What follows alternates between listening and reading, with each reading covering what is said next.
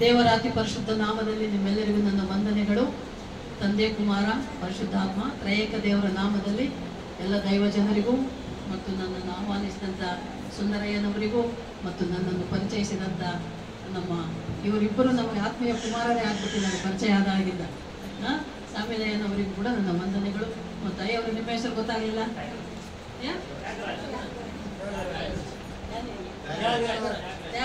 ತ್ಯಾಗರಾಜ್ ಅವರಿಗೆ ನಿಮಗೂ ವಂದನೆಗಳಪ್ಪ. ಎಲ್ಲರಿಗೂ ಮಕ್ಕಳ ವಿಶ್ವಾಸಿಗಳು ಎಲ್ಲರಿಗೂ ಕೂಡ ವಂದನೆಗಳನ್ನು ಸಲ್ಲಿಸ್ತಾ ಇದ್ದಾನೆ. ನೋಡಿ, ದೇವರ ಚಿತ್ತ ಈ ದಿನ ಇದೆ ನಾನಿಲ್ಲಿ ಬರೋದು. ನಮಗೆ ಸುಂದರಯ್ಯನವರು 2 ವಾರದ ಹಿಂದೆನೇ ನಮಗೆ ಆಹ್ವಾನ ಮಾಡಿದ್ರು. ನಮ್ಮ ಅಯ್ಯನವರು ನಾಮದೇವನವರಿಗೆ ತುಂಬ ಹುಷಾರಿರಲಿಲ್ಲ ಮತ್ತು ನನಗೂ ಕೂಡ ಸ್ವಲ್ಪ ಬಲಹೀನತೆ ಇತ್ತು. ಅವರು ಗೊತ್ತಿಲ್ಲ ನಮಗೆ, ಅವ್ರು ಕರೆದಾಗ ಮಂದಿರಕ್ಕೆ ಬರಬೇಕಮ್ಮ ಅಂದರೆ ಆಯ್ತಯ್ಯ ಬರ್ತೀವಿ ಅಂದ್ವಿ. ಆಮೇಲೆ ಗೊತ್ತಾಯಿತು ಇವರ ಮಂದಿರ 3 ಅಂತಸ್ತಿನ ಮೇಲೆ ಇದೆ ಅಂತ.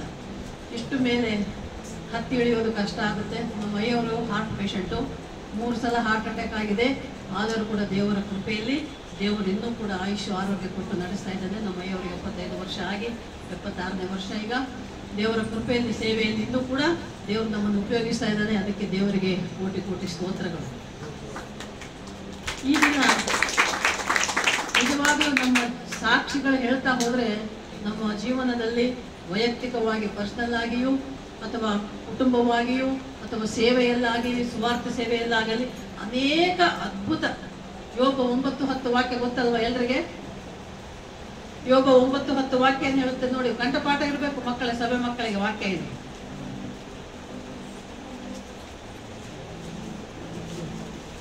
ಗೊತ್ತಿರಮ್ಮ, ಬೇಗ ಓದಿ. ಅಪ್ರಮೇಯ ಮಹಾಕಾರ್ಯಗಳನ್ನು ಅಸಂಖ್ಯಾತ ಅದ್ಭುತ ಕ್ರಿಯೆಗಳನ್ನು ಮಾಡುತ್ತಾನೆ. ಅಲ್ಲ, ನಮ್ಮ ಜೀವನದಲ್ಲಿ ಮಾಡಿದ್ದಾನೆ. ಹಲ್ಲೆಲೂಯಾ. ಲೆಕ್ಕ ಇಲ್ಲಮ್ಮ. ನಮ್ಮ ಸಾಕ್ಷಿ ಹೇಳ್ತಾ ಹೋದ್ರೆ ನಿಮ್ಗೆ ದಿನಗಟ್ಟಲೆ, ವಾರಗಟ್ಟಲೆ, ತಿಂಗಳಗಟ್ಟಲೆ, ವರ್ಷಗಟ್ಟಲೆ ಹೇಳ್ಬೋದು. ಅಷ್ಟೊಂದು ಅದ್ಭುತ ಸಾಕ್ಷಿಗಳು ನಮ್ಮ ಜೀವನದಲ್ಲಿ ನಡೆದಿವೆ. 2020ರಲ್ಲಿ ಆದಂಥ 1-2 ವಿಷಯಗಳನ್ನು ನಿಮಗೆ ಹೇಳಕ್ಕೆ ಇಷ್ಟಪಡ್ತೇನೆ. 2020 ಏನಿತ್ತು? ಕೊರೋನಾ ಇತ್ತಲ್ವಾ? ಅಂತ ಕೊರೋನಾದಂಥ ಭಯಂಕರವಾದ ಸಮಯದಲ್ಲಿ ನಾವು ಬಳ್ಳಾರಿಯಲ್ಲಿದ್ದೆವು. ನಮ್ಮ ನಾಮದೇವನವರಿಗೆ ಹಾರ್ಟ್ ಅಟ್ಯಾಕ್ ಆಗಿ ತುಂಬ ಸೀರಿಯಸ್ ಆಗಿತ್ತು. ಅಲ್ಲಿ ಬಳ್ಳಾರಿಯಲ್ಲಿ ಬಳ್ಳಾರಿ ಹೃದಯಾಲಯ ಅಂತಲೇ ಹಾರ್ಟ್ ಹಾಸ್ಪಿಟ್ಲ್ ಇದೆ. ಆ ಹಾರ್ಟ್ ಹಾಸ್ಪಿಟ್ಲಲ್ಲೇ ಕರ್ಕೊಂಡು ಹೋಗಿ ಅಡ್ಮಿಟ್ ಮಾಡಿದಾಗ್ಯೂ ಕೂಡ ಅಲ್ಲಿ ಕಾರ್ಡಿಯಾಲಜಿಸ್ಟ್, ಹಾರ್ಟ್ ಸ್ಪೆಷಲಿಸ್ಟೇ ನೋಡ್ಬಿಟ್ಟು ಅವ್ರು ಏನಂದ್ರು ಅಂದರೆ, ಏನು ಮಾಡೋಕ್ಕಾಗಲ್ಲ, ಹಾರ್ಟ್ ತುಂಬ ವೀಕ್ ಆಗಿದೆ, ಹಾರ್ಟ್ ಸರಿಯಾಗಿ ಕೆಲಸ ಮಾಡ್ತಾ ಇಲ್ಲ, ಏನು ಟ್ರೀಟ್ಮೆಂಟ್ ಇಲ್ಲ, ಇದಕ್ಕೆ ನೀವು ಮನೆಗೆ ಕರ್ಕೊಂಡು ಹೋಗ್ರಿ ಅಂತ ಹೇಳಿದ್ರು ಡಾಕ್ಟರ್. ಮನೆಗೆ ಕರ್ಕೊಂಡು ಹೋಗ್ರಿ, ಫ್ಯಾಮಿಲಿ ಜೊತೆ ಸ್ವಲ್ಪ ದಿನ ಇರ್ತಾರೆ, ಇರಲಿ ಅಂತ. ಆ ಮಾತು ಕೇಳಿದಾಗ ತುಂಬ ದುಃಖ ಆಯಿತು. ನಮಗೆ 2 ಮಕ್ಕಳು, ಗಂಡು ಮಕ್ಕಳು ಇಂಜಿನಿಯರ್ಗಳು. ಒಬ್ಬನು ಆಸ್ಟ್ರೇಲಿಯಾ ಸಿಡ್ನಿನಲ್ಲಿರ್ತಾನೆ, ಇನ್ನೊಬ್ಬನು ಬೆಂಗಳೂರಲ್ಲಿರ್ತಾನೆ. ನಾವಿಬ್ಬರು ಇದ್ದಿದ್ದು ಬಳ್ಳಾರಿಯಲ್ಲಿ. ಒಬ್ಬಳೇ ಇದ್ದೇನೆ. ಡಾಕ್ಟರ್ ಇಂಥ ಮಾತು ಹೇಳಿದಾಗ ನನಗೆ ತುಂಬ ದುಃಖ ಆಯಿತು, ಶಾಕ್ ಆಯಿತು, ಏನು ಮಾಡೋದು ಅಂತ. ಆಮೇಲೆ ನನಗೆ ತಮ್ಮಂದಿರು 3. ನಮ್ಮದು ತವ್ರ ಮನೆ ರಾಯಚೂರು. ಅಲ್ಲಿ 3 ತಮ್ಮಂದಿರು. ಒಬ್ಬನು ಬೆಂಗಳೂರಲ್ಲೇ ಇರ್ತಾನೆ, 2 ಅಲ್ಲಿರ್ತಾರೆ. ಡಿಸ್ಟ್ರಿಕ್ಟ್ ಸೋಷಲ್ ವೆಲ್ಫೇರ್ ಆಫೀಸರ್ ನನ್ನ ತಮ್ಮ. ಅವನು ದೊಡ್ಡ ತಮ್ಮ ಜಮೀನ್ದಾರ ಮತ್ತು ಪೊಲಿಟಿಕಲಲ್ಲಿ ಲೀಡರ್ ಆಗಿದ್ದಾನೆ. ಈಗ ಪ್ರಸ್ತುತ ರಾಯಚೂರು BJPಯಲ್ಲಿ ಜಿಲ್ಲಾ ಕಾರ್ಯದರ್ಶಿಯಾಗಿ ಕೆಲಸ ಕಾರ್ಯ ಮಾಡ್ತಾ ಇದ್ದಾನೆ. ನಮ್ಮ ತಮ್ಮನ ಹೆಂಡತಿ ಕಾರ್ಪೊರೇಟರ್ BJPಯಲ್ಲಿ. ಆ ರೀತಿ ಇರುವಾಗ ನಾವು ಫೋನ್ ಮಾಡಿದೆ ತಮ್ಮನಿಗೆ, ದೊಡ್ಡ ತಮ್ಮನಿಗೆ ಮಾತ್ರ ಫೋನ್ ಮಾಡಿ, ನೋಡಪ್ಪ ಭಾವನಿಗೆ ಈ ಥರ ಸೀರಿಯಸ್ ಆಗಿದೆ, ಏನು ಮಾಡೋಕ್ಕಾಗಲ್ಲ ಅಂತಿದ್ದಾರೆ, ಏನು ಮಾಡೋದು ಅಂತ ನಾನು ಅಳ್ತಾ ಇದ್ದೆ ಫೋನಲ್ಲಿ. ಆಗ ತಮ್ಮ ಹೇಳಿದೆ, ಏನಿದು ನಿನ್ನೆ ಟೆನ್ಷನ್ ಮಾಡ್ಕೊಬೇಡಕ್ಕ, ನಾವು ಬರ್ತೇವೆ, ಬಂದು ನೋಡೋಣ ಏನು ಮಾಡೋಣ ಅಂತ ಡಿಸೈಡ್ ಮಾಡೋಣ. ಯಾಕಕ್ಕೂ ನೀನು ಒಂದ್ಸಲ ಬೆಂಗಳೂರು ಡಾಕ್ಟರ್, ಯಾಕಂದರೆ ನಾವು 2015ರಲ್ಲಿ ಒಂದ್ಸಲ ಆಗಿತ್ತು ನಮ್ಮ ಅಯ್ಯವರಿಗೆ. ಇಲ್ಲಿ ಡಾಕ್ಟರ್ ಯಾವಾಗಲೂ ರೆಗ್ಯುಲರ್ ಟ್ರೀಟ್ಮೆಂಟ್ ನಾವು ಬೆಂಗಳೂರಲ್ಲಿ ಮಲ್ಯ ಹಾಸ್ಪಿಟಲ್ ತಗೋತಾ ಇದ್ವಿ. ನೀನು ಯಾಕಕ್ಕೂ ಒಂದ್ಸಲ ಬೆಂಗಳೂರು ಡಾಕ್ಟರ್ಗೆ ಫೋನ್ ಮಾಡೋಕ್ಕ, ಏನಂತಾರೆ ಕೇಳು, ಹೋಗೋದಾದ್ರೆ ಹೋಗೋಣ ಅಂತ. ನೋಡಿ, ಆ ಸಮಯದಲ್ಲಿ ಮನೆಯಿಂದ ಆಚೆ ಬರೋದೇ ಕಷ್ಟ ಇತ್ತಲ್ವಾ? ಕೊರೋನಾ ಬಂದಾಗ ಯಾರು ಎಲ್ಲಿಗೂ ಹೋಗೋ ಹಾಗಿಲ್ಲ. ಮನೆ ಬಿಟ್ಟು ಹೊರಗೆ ಬರಲಾರದ ಪರಿಸ್ಥಿತಿಯಲ್ಲಿ ನಮ್ಮ ತಮ್ಮ ಆಫೀಸರ್ ಆದ್ದರಿಂದ ಗೌರ್ಮೆಂಟ್ ಪರ್ಮಿಷನ್ ತಗೊಂಡು ರಾಯಚೂರಿಂದ ಬಳ್ಳಾರಿಗೆ ಕಾರಲ್ಲಿ ಬಂದ್ರಿ. ಅಲ್ಲಿ ಕಾರಲ್ಲಿ ಹೋದ್ರು 2 ಹೋಗ್ಬೇಕು ಅಂತ ಪರಿಸ್ಥಿತಿ ಅವಾಗ. ನಮ್ಮ ತಮ್ಮ, ದೊಡ್ಡ ತಮ್ಮ, ನಮ್ಮ ಚಿಕ್ಕ ತಮ್ಮ, 3ನೇ ತಮ್ಮ 2 ಬಂದರು. ಆಮೇಲೆ ಬೆಂಗಳೂರು ಡಾಕ್ಟ್ರಿಗೆ ಫೋನ್ ಮಾಡಿದೆ ನಾನು. ಆಗ ಅವ್ರು ಹೇಳಿದರು, ಇಲ್ಲಿಗೆ ಬಂದಿಮ್ಮ, ನಾನು ಇದೀನಲ್ಲ ನೋಡ್ತೇನೆ ಅಂತ. ಆಗ ನಿಜವಾಗ್ಲೂ ಆ ಒಂದು ಮಾತು ನನಗೆ ಡಾಕ್ಟರ್ ಮಾತಾಡಿದ್ದಲ್ಲ, ಏಸಪ್ಪನೇ ಮಾತಾಡ್ದ ಅನ್ನಿಸ್ಬಿಡ್ತು. ನಾನು ಇದ್ದೀನಲ್ಲ ಬನ್ನಿ ಅಂದಾಗ ಪ್ರೇಯರ್ ಮಾಡಿಕೊಂಡು ನಾವು ತಕ್ಷಣ ಅಲ್ಲಿ ಡಿಸ್ಚಾರ್ಜ್ ಮಾಡಿಕೊಂಡು ಆಂಬುಲೆನ್ಸಲ್ಲಿ ನಮ್ಮ ಅಯ್ಯವ್ರನ್ನ ಬೆಂಗಳೂರಿಗೆ ಮಲ್ಲೆ ಹಾಸ್ಪಿಟ್ಲಿಗೆ ಕರ್ಕೊಂಡು ಬಂದಿವಿ.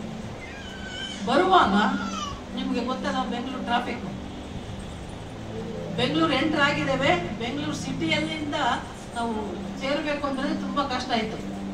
ಹೆಬ್ಬಾಳ ಹತ್ರ ಫ್ಲೈಓವರ್ ಹತ್ರ ಬರ್ತಾ ಇದ್ದೇವೆ. ಫ್ಲೈಓವರ್ ಮೇಲೆ ನಾವು ಗಾಡಿ ಬರಬೇಕು. ಸಾಯಂಕಾಲ ಆಗಿದೆ, ಸಂಜೆ ಕಾಲ ಸಮಯ. ಬರುವಾಗ ಅಲ್ಲಿ ಎಷ್ಟು ಟ್ರಾಫಿಕ್ ಇತ್ತು ಅಂದರೆ ಅಲ್ಲಿ ನಮಗೆ ಬರೋಕೆ ಇಲ್ಲ. ಆ ಸಮಯದಲ್ಲಿ ಒಬ್ಬ ಯವನಸ್ಥ ಹುಡುಗ, ಯಾರೋ ಏನೋ ಗೊತ್ತಿಲ್ಲ, ಕ್ರಿಕೆಟ್ ಆಡಿ ಮನೆಗೆ ಹೋಗ್ತಾ ಇದ್ದಾನೆ ಬ್ಯಾಟ್ ಹಿಡ್ಕೊಂಡು. ಅವನು ಬಂದುಬಿಟ್ಟು ನಮಗೆ ಟ್ರಾಫಿಕ್ ಎಲ್ಲ ಕ್ಲಿಯರ್ ಮಾಡಿಕೊಟ್ಟ. ನಮ್ಮ ಆಂಬುಲೆನ್ಸ್ ಮುಂದೆ ಹೋಗೋದಕ್ಕೆ ಸಿಕ್ಕಾಪಟ್ಟೆ ಟ್ರಾಫಿಕ್ ಇತ್ತು. ಆ ಟ್ರಾಫಿಕಲ್ಲಿ ದಾರಿ ಮಾಡಿಕೊಟ್ಟ. ನಿಜವಾಗಲೂ ಆಗ ನನಗೆ ನೆನಪಾಗಿದ್ದು ದೇವರ ವಾಕ್ಯ, ದೇವರು ಹೋಗುವಾಗಲೂ ಬರುವಾಗಲೂ ಹಿಂಬಲ ಮುಂಬಲವಾಗಿದ್ದು ತನ್ನ ದೇವದೂತರನ್ನು ನಮ್ಮ ಜೊತೆ ಇಟ್ಟು ಕಾಯ್ದು ಕಾಪಾಡ್ತಾನೆ. ಆ ರೀತಿ ನಾವು ಬಂದ್ವಿ. ಹಾಸ್ಪಿಟಲ್ಗೆ ಹೋಗಿ ಫ್ಲೈಓವರ್ ಮೇಲೆ ಆ ಹುಡುಗ ಮಾಡ್ದ. ಕೆಳಗೆ ಇಳಿದು ಬಂದಾಗ ಕೆಳಗಡೆ ಬರ್ತಾ ಇದ್ರೆ ಅಲ್ಲೂ ಸಿಕ್ಕಾಪಟ್ಟೆ ಟ್ರಾಫಿಕ್. ಅಲ್ಲೇನಾಯ್ತು ಅಂದ್ರೆ ಅಲ್ಲಿ ಕೂಡ ಒಬ್ಬ ಯವನಸ್ಥ 2 ವೀಲರಲ್ಲಿ ಹೋಗೋನು, ಅವನು ನಮ್ಮ ಆಂಬುಲೆನ್ಸ್ ಮುಂದೆ ಬಂದು ಆ ಹುಡುಗ ದಾರಿ ಮಾಡಿಕೊಟ್ಟೆ. ಯಾರೋ ಏನೋ ಗೊತ್ತಿಲ್ಲ, ಆಂಬುಲೆನ್ಸ್ ನಾವು ಮುಂದೆ ಹೋಗೋದಕ್ಕೆ ದಾರಿ ಮಾಡಿ. ನಿಮ್ಗೆ ಗೊತ್ತು ನಮ್ಮ ಬೆಂಗಳೂರು ಟ್ರಾಫಿಕ್ ಯಾವ ರೀತಿ ಇರುತ್ತೆ ಅಂದರೆ, ಸ್ವಲ್ಪ ಜಾಗ ಸಿಕ್ಕರೆ 2 ವೀಲರ್ ಅವರು ಒಳ್ಳೆ ಹಾವು ಹೋದಂಗೆ ಹೋಗ್ಬಿಡ್ತಾರೆ. ಅಂಥದ್ರಲ್ಲಿ 2 ವೀಲರಲ್ಲೇ ಹೋಗುವಂಥ ಒಬ್ಬ ಯವನಸ್ಥನು ನಮಗೆ ದಾರಿ ಮಾಡಿಕೊಟ್ಟ. ನಮ್ಮ ಆಂಬುಲೆನ್ಸಲ್ಲಿ ನಾವು ಸರಿಯಾಗಿ ಆಸ್ಪತ್ರೆಗೆ ಬಂದು ಸೇರಿದ್ದೇವೆ. ಸೇರಿದಾಗ ತಕ್ಷಣ ಡಾಕ್ಟರ್ ಹೇಳಿದರು, ನೀವು ಸಮಯಕ್ಕೆ ಸರಿಯಾಗಿ ಬಂದಿದ್ದೀರಾ, ಇನ್ನು ಸ್ವಲ್ಪ ಹೊತ್ತಾಗಿದ್ರು ನಾವು ಏನು ಹೇಳೋಕೆ ಆಗ್ತಿರ್ಲಿಲ್ಲ. ಆದರೆ ದೇವರಿಗೆ ಸ್ತೋತ್ರ, ಸಮಯಕ್ಕೆ ಸರಿಯಾಗಿ ನಾವು ಸೇರಿದ್ದೇವೆ. ಮತ್ತು ಆ ಸಮಯದಲ್ಲಿ ಕೊರೋನಾ ಇದ್ದದರಿಂದ ತಕ್ಷಣ ನಮ್ಮನ್ನು ಸೇರಿಸ್ಕೊಳ್ಳಲಿಲ್ಲ ಹಾಸ್ಪಿಟ್ಲಿಗೆ. ಯಾಕೆಂದರೆ ಎಲ್ಲರಿಗೂ ಟೆಸ್ಟ್ ಮಾಡಬೇಕು. ನಮ್ಮ ಮನೆಯವ್ರನ್ನ ಮಾತ್ರ ನಾವು ಮುಂಚೆನೇ ಫೋನ್ ಮಾಡಿದ್ರಿಂದ ಡಾಕ್ಟ್ರು ಅವ್ರನ್ನ ಒಳಗೆ ಕರ್ಕೊಂಡು ಹೋದ್ರು. ಕೊರೋನಾ ಟೆಸ್ಟ್ ಮಾಡಿದ್ರು ಕೂಡ ದೇವರ ಕೃಪೆಯಿಂದ ಕೊರೋನಾ ಇರಲಿಲ್ಲ, ನಾರ್ಮಲ್ ಆಗಿತ್ತು. ನಮ್ಮ ಅಯ್ಯವರಿಗೆ ತಕ್ಷಣ ಹಾಸ್ಪಿಟಲ್ ಸೇರಿಸ್ಕೊಂಡು ಟ್ರೀಟ್ಮೆಂಟ್ ಕೊಟ್ಟರು. ಅವ್ರನ್ನ ICU ಅಲ್ಲಿ ಕರ್ಕೊಂಡು ಹೋಗ್ಬಿಟ್ರು. ನಾವ್ಯಾರು ಒಳಗಡೆ ಹೋಗೋ ಹಾಗಿಲ್ಲ. ಆಗ ನಾನು ನಮ್ಮ ಮಗ, ಚಿಕ್ಕ ಮಗ ಇಬ್ಬರು ಕಾರಲ್ಲಿ ಆಚೆ ಇದ್ದೀವಿ. ನಾವು ರೋಡಲ್ಲೇ ಸುಮಾರು 10 ದಿನ ಟ್ರೀಟ್ಮೆಂಟ್ ನಡೀತು. ಅವ್ರು ಒಳಗಡೆ, ನಾವು ಹೊರಗಡೆ, ದಿನ ಬೆಳಗ್ಗೆ ಬರೋದು, ರಾತ್ರಿ ಹೋಗೋದು. ಆ ಸಮಯದಲ್ಲಿ ನಮ್ಮ ಮನೆ ಜಯನಗರಲ್ಲಿ ಇರೋದು, ನಾವು ಮನೆಗೂ ಹೋಗೋ ಹಾಗಿಲ್ಲ. ಅಲ್ಲಿ ಲಾಕ್ಡೌನ್ ಸೀಲ್ಡೌನ್ ಆಗಿದೆ. ಆಮೇಲೆ ನಮ್ಮ ಮಗ ಅವರು HBR ಲೇಔಟಲ್ಲಿ ಇರ್ತಾರೆ, ಅಲ್ಲಿ ಲಾಕ್ಡೌನ್ ಸೀಲ್ಡೌನ್, ಅಲ್ಲೂ ನಮ್ಮ ಮನೆಗೆ ಹೋಗೋ ಹಾಗಿಲ್ಲ. ನೋಡಿ, ಆ ಸಮಯದಲ್ಲಿ ನಮಗೆ ಪರಿಚಯವಾದಂಥ ಒಬ್ಬರು ಪಾಸ್ಟ್ ಇದ್ದಾರೆ, ಡೇನಲ್ ಸರ್ದಾರ್ ಅಂತ, ಅವರು ಬಾಗಲೂರು ಹತ್ರ ಇರ್ತಾರೆ. ಅವರಿಗೆ ನಾವು ಫೋನ್ ಮಾಡಿದ್ವಿ, ಅಯ್ಯ ಈ ಥರ ಆಗಿದೆ, ನಮ್ಮ ದೇವ್ರನ್ನ ಕರ್ಕೊಂಡ್ಬಂದು ಅಡ್ಮಿಟ್ ಮಾಡಿದ್ದೇವೆ, ಮತ್ತು ನಮ್ಗೆ ಎಲ್ಲಿ ಹೋಗೋಕ್ಕಿಲ್ಲ ಇವಾಗ ಅಂತ ಕೇಳಿದ್ರೆ ಅವರು ಒಂದೇ ಮಾತು ಹೇಳಿದ್ರು, ಅಮ್ಮ ಏನಮ್ಮ ನೀವು ಹೀಗೆ ಮಾತಾಡ್ತೀರಾ, ನಮ್ಮ ಮನೆ ಬಾಗಿಲು ನಿಮ್ಗೆ ಯಾವಾಗಲೂ ತೆರೆದಿರ್ತದೆ, ಬನ್ನಿ ಅಂತ. ಆಗ ನಾನು ನನ್ನ ಮಗ ಅವ್ರ ಮನೆಗೆ ಹೋಗಿ ಸುಮಾರು 10 ದಿನ ಅವ್ರ ಮನೆಯಲ್ಲಿ ನಾವಿರೋದು. ರಾತ್ರಿ ಮಲಗೋದು, ಬೆಳಗ್ಗೆ ಎದ್ದು ರೆಡಿಯಾಗಿ ಹಾಸ್ಪಿಟ್ಲಿಗೆ ಬರೋದು, ರೋಡಲ್ಲೇ ಕಾಯ್ಕೊಂಡಿರೋದು ಕಾರಲ್ಲಿ. ಯಾವಾಗ ಏನು ಹೇಳ್ತಾರೋ ಗೊತ್ತಿಲ್ಲ, ಸೀರಿಯಸ್ ಇದೆ ಕಂಡೀಷನ್. ಆದರೆ ದೇವರ ಕೃಪೆಯಿಂದ 10 ದಿನ ಟ್ರೀಟ್ಮೆಂಟ್ ಆದಮೇಲೆ ನಮ್ಮ ಅಯ್ಯವರು ಹುಷಾರಾದರು. ಆಮೇಲೆ ಡಿಸ್ಚಾರ್ಜ್ ಆದಮೇಲೆ 1 ವಾರಕ್ಕೆ ನೀವು ಮತ್ತೆ ರಿವ್ಯೂ ಚೆಕಪ್ಗೆ ಬರಬೇಕಂದ್ರೆ ಡಾಕ್ಟರ್, 1 ವಾರಕ್ಕೆ ಬರಬೇಕಾದ್ರೆ ಮತ್ತೆ 1 ವಾರ ಊರಿಗೆ ಹೋಗಿ ಬರೋದು ಕಷ್ಟ ಆಗುತ್ತಲ್ಲ, ಏನು ಮಾಡೋದಂದ್ರೆ ಮತ್ತೆ ಅಯ್ಯವ್ರು ಹೇಳಿದರು, ಅಮ್ಮ ಅಯ್ಯವರು ಡಿಸ್ಚಾರ್ಜ್ ಮಾಡಿ ಮನೆಗೆ ಕರ್ಕೊಂಡ್ಬನ್ನಿ, 1 ವಾರ ನಮ್ಮ ಮನೆಯಲ್ಲಿದ್ದು ಒಮ್ಮೆಲೆ ನೀವು ಮತ್ತೆ ರಿವ್ಯೂ ಚೆಕಪ್ ಮಾಡಿಕೊಂಡೇ ಊರಿಗೆ ಹೋಗ್ರಿ. ದೇವರ ಕೃಪೆಯಿಂದ ಮತ್ತೆ ನಾವು ಡಿಸ್ಚಾರ್ಜ್ ಆಗಿ ಅಯ್ಯವ್ರನ್ನ ಅವ್ರ ಮನೆಗೆ ಕರ್ಕೊಂಡು ಹೋದ್ವಿ. ಮತ್ತೆ 1 ವಾರ ಅವ್ರ ಮನೆಯಲ್ಲಿದ್ದು ಡಿಸ್ಚಾರ್ಜ್ ಆದ ಮತ್ತೆ ಟ್ರೀಟ್ಮೆಂಟ್ ತೊಗೊಂಡು ಚೆಕಪ್ ಮಾಡ್ಕೊಂಡ್ಮೇಲೆ ನಮ್ಮ ತಮ್ಮ ಅಲ್ಲಿಂದ ರಾಯಚೂರಿಂದ ಬೆಂಗಳೂರಿಗೆ ಕಾರ್ ಕಳಿಸಿದ ಡ್ರೈವರ್ನ ಕೊಟ್ಟು, ಮತ್ತು ಕಾರಲ್ಲಿ ನಾವು ಬಳ್ಳಾರಿಗೂ ಹೋಗಿಲ್ಲ ಮತ್ತು ಬೆಂಗಳೂರಲ್ಲಿ ಇರಲಿಲ್ಲ. ಯಾಕೆಂದರೆ ಕೊರೋನಾ ಇದೆ, ಇರೋದು ಇಬ್ಬರೇ ನಾವು ಮನೆಯಲ್ಲಿ, ಏನು ಮಾಡ್ಕೊಳಕ್ಕಾಗಲ್ಲ. ನನಗೂ ಅವಾಗ ತುಂಬ ಹುಷಾರಿರಲಿಲ್ಲ, ಕಾಲು ನೋವು ಜಾಸ್ತಿ ಇತ್ತು. ಮತ್ತು ಇವರಿಗೆ ಈ ಥರ ಹಾರ್ಟ್ ಪೇಷಂಟ್ ಆದಾಗ ಇವರು ಮನೆ ಆಚೆ ಹೋಗೋ ಆಗಿಲ್ಲ. ನಿಮ್ಮನ್ನ ಯಾರು ನೋಡ್ಕೊಳ್ತಾರೆ, ನೀವು ಬೆಂಗಳೂರು ಬೇಡ, ಬಳ್ಳಾರಿ ಬೇಡ, ರಾಯಚೂರಿಗೆ ಬಂದ್ಬಿಡಿ ಅಂತ ನಮ್ಮ ಮನೆಗೆ ಕರ್ಸ್ಕೊಂಡ. 1 ವರ್ಷ ಹೆಚ್ಚು ಕಡಿಮೆ ನಾವು 2020ರಲ್ಲಿ ರಾಯಚೂರಲ್ಲಿ ಇದ್ದೀವಮ್ಮ. ದೇವರು ಆರೋಗ್ಯ ಬಲ ಕೊಟ್ಟು ಕಾಪಾಡಿದ, ಆಯುಷ್ ಕೊಟ್ಟ. ನೋಡಿ, 2020ರಲ್ಲೇ ಹಾರ್ಟ್ ಏನು ಕೆಲಸ ಮಾಡಲ್ಲ ಅಂದರು. ಈಗ 2025 ಸುಮಾರು 6 ವರ್ಷ ಆಯಿತು.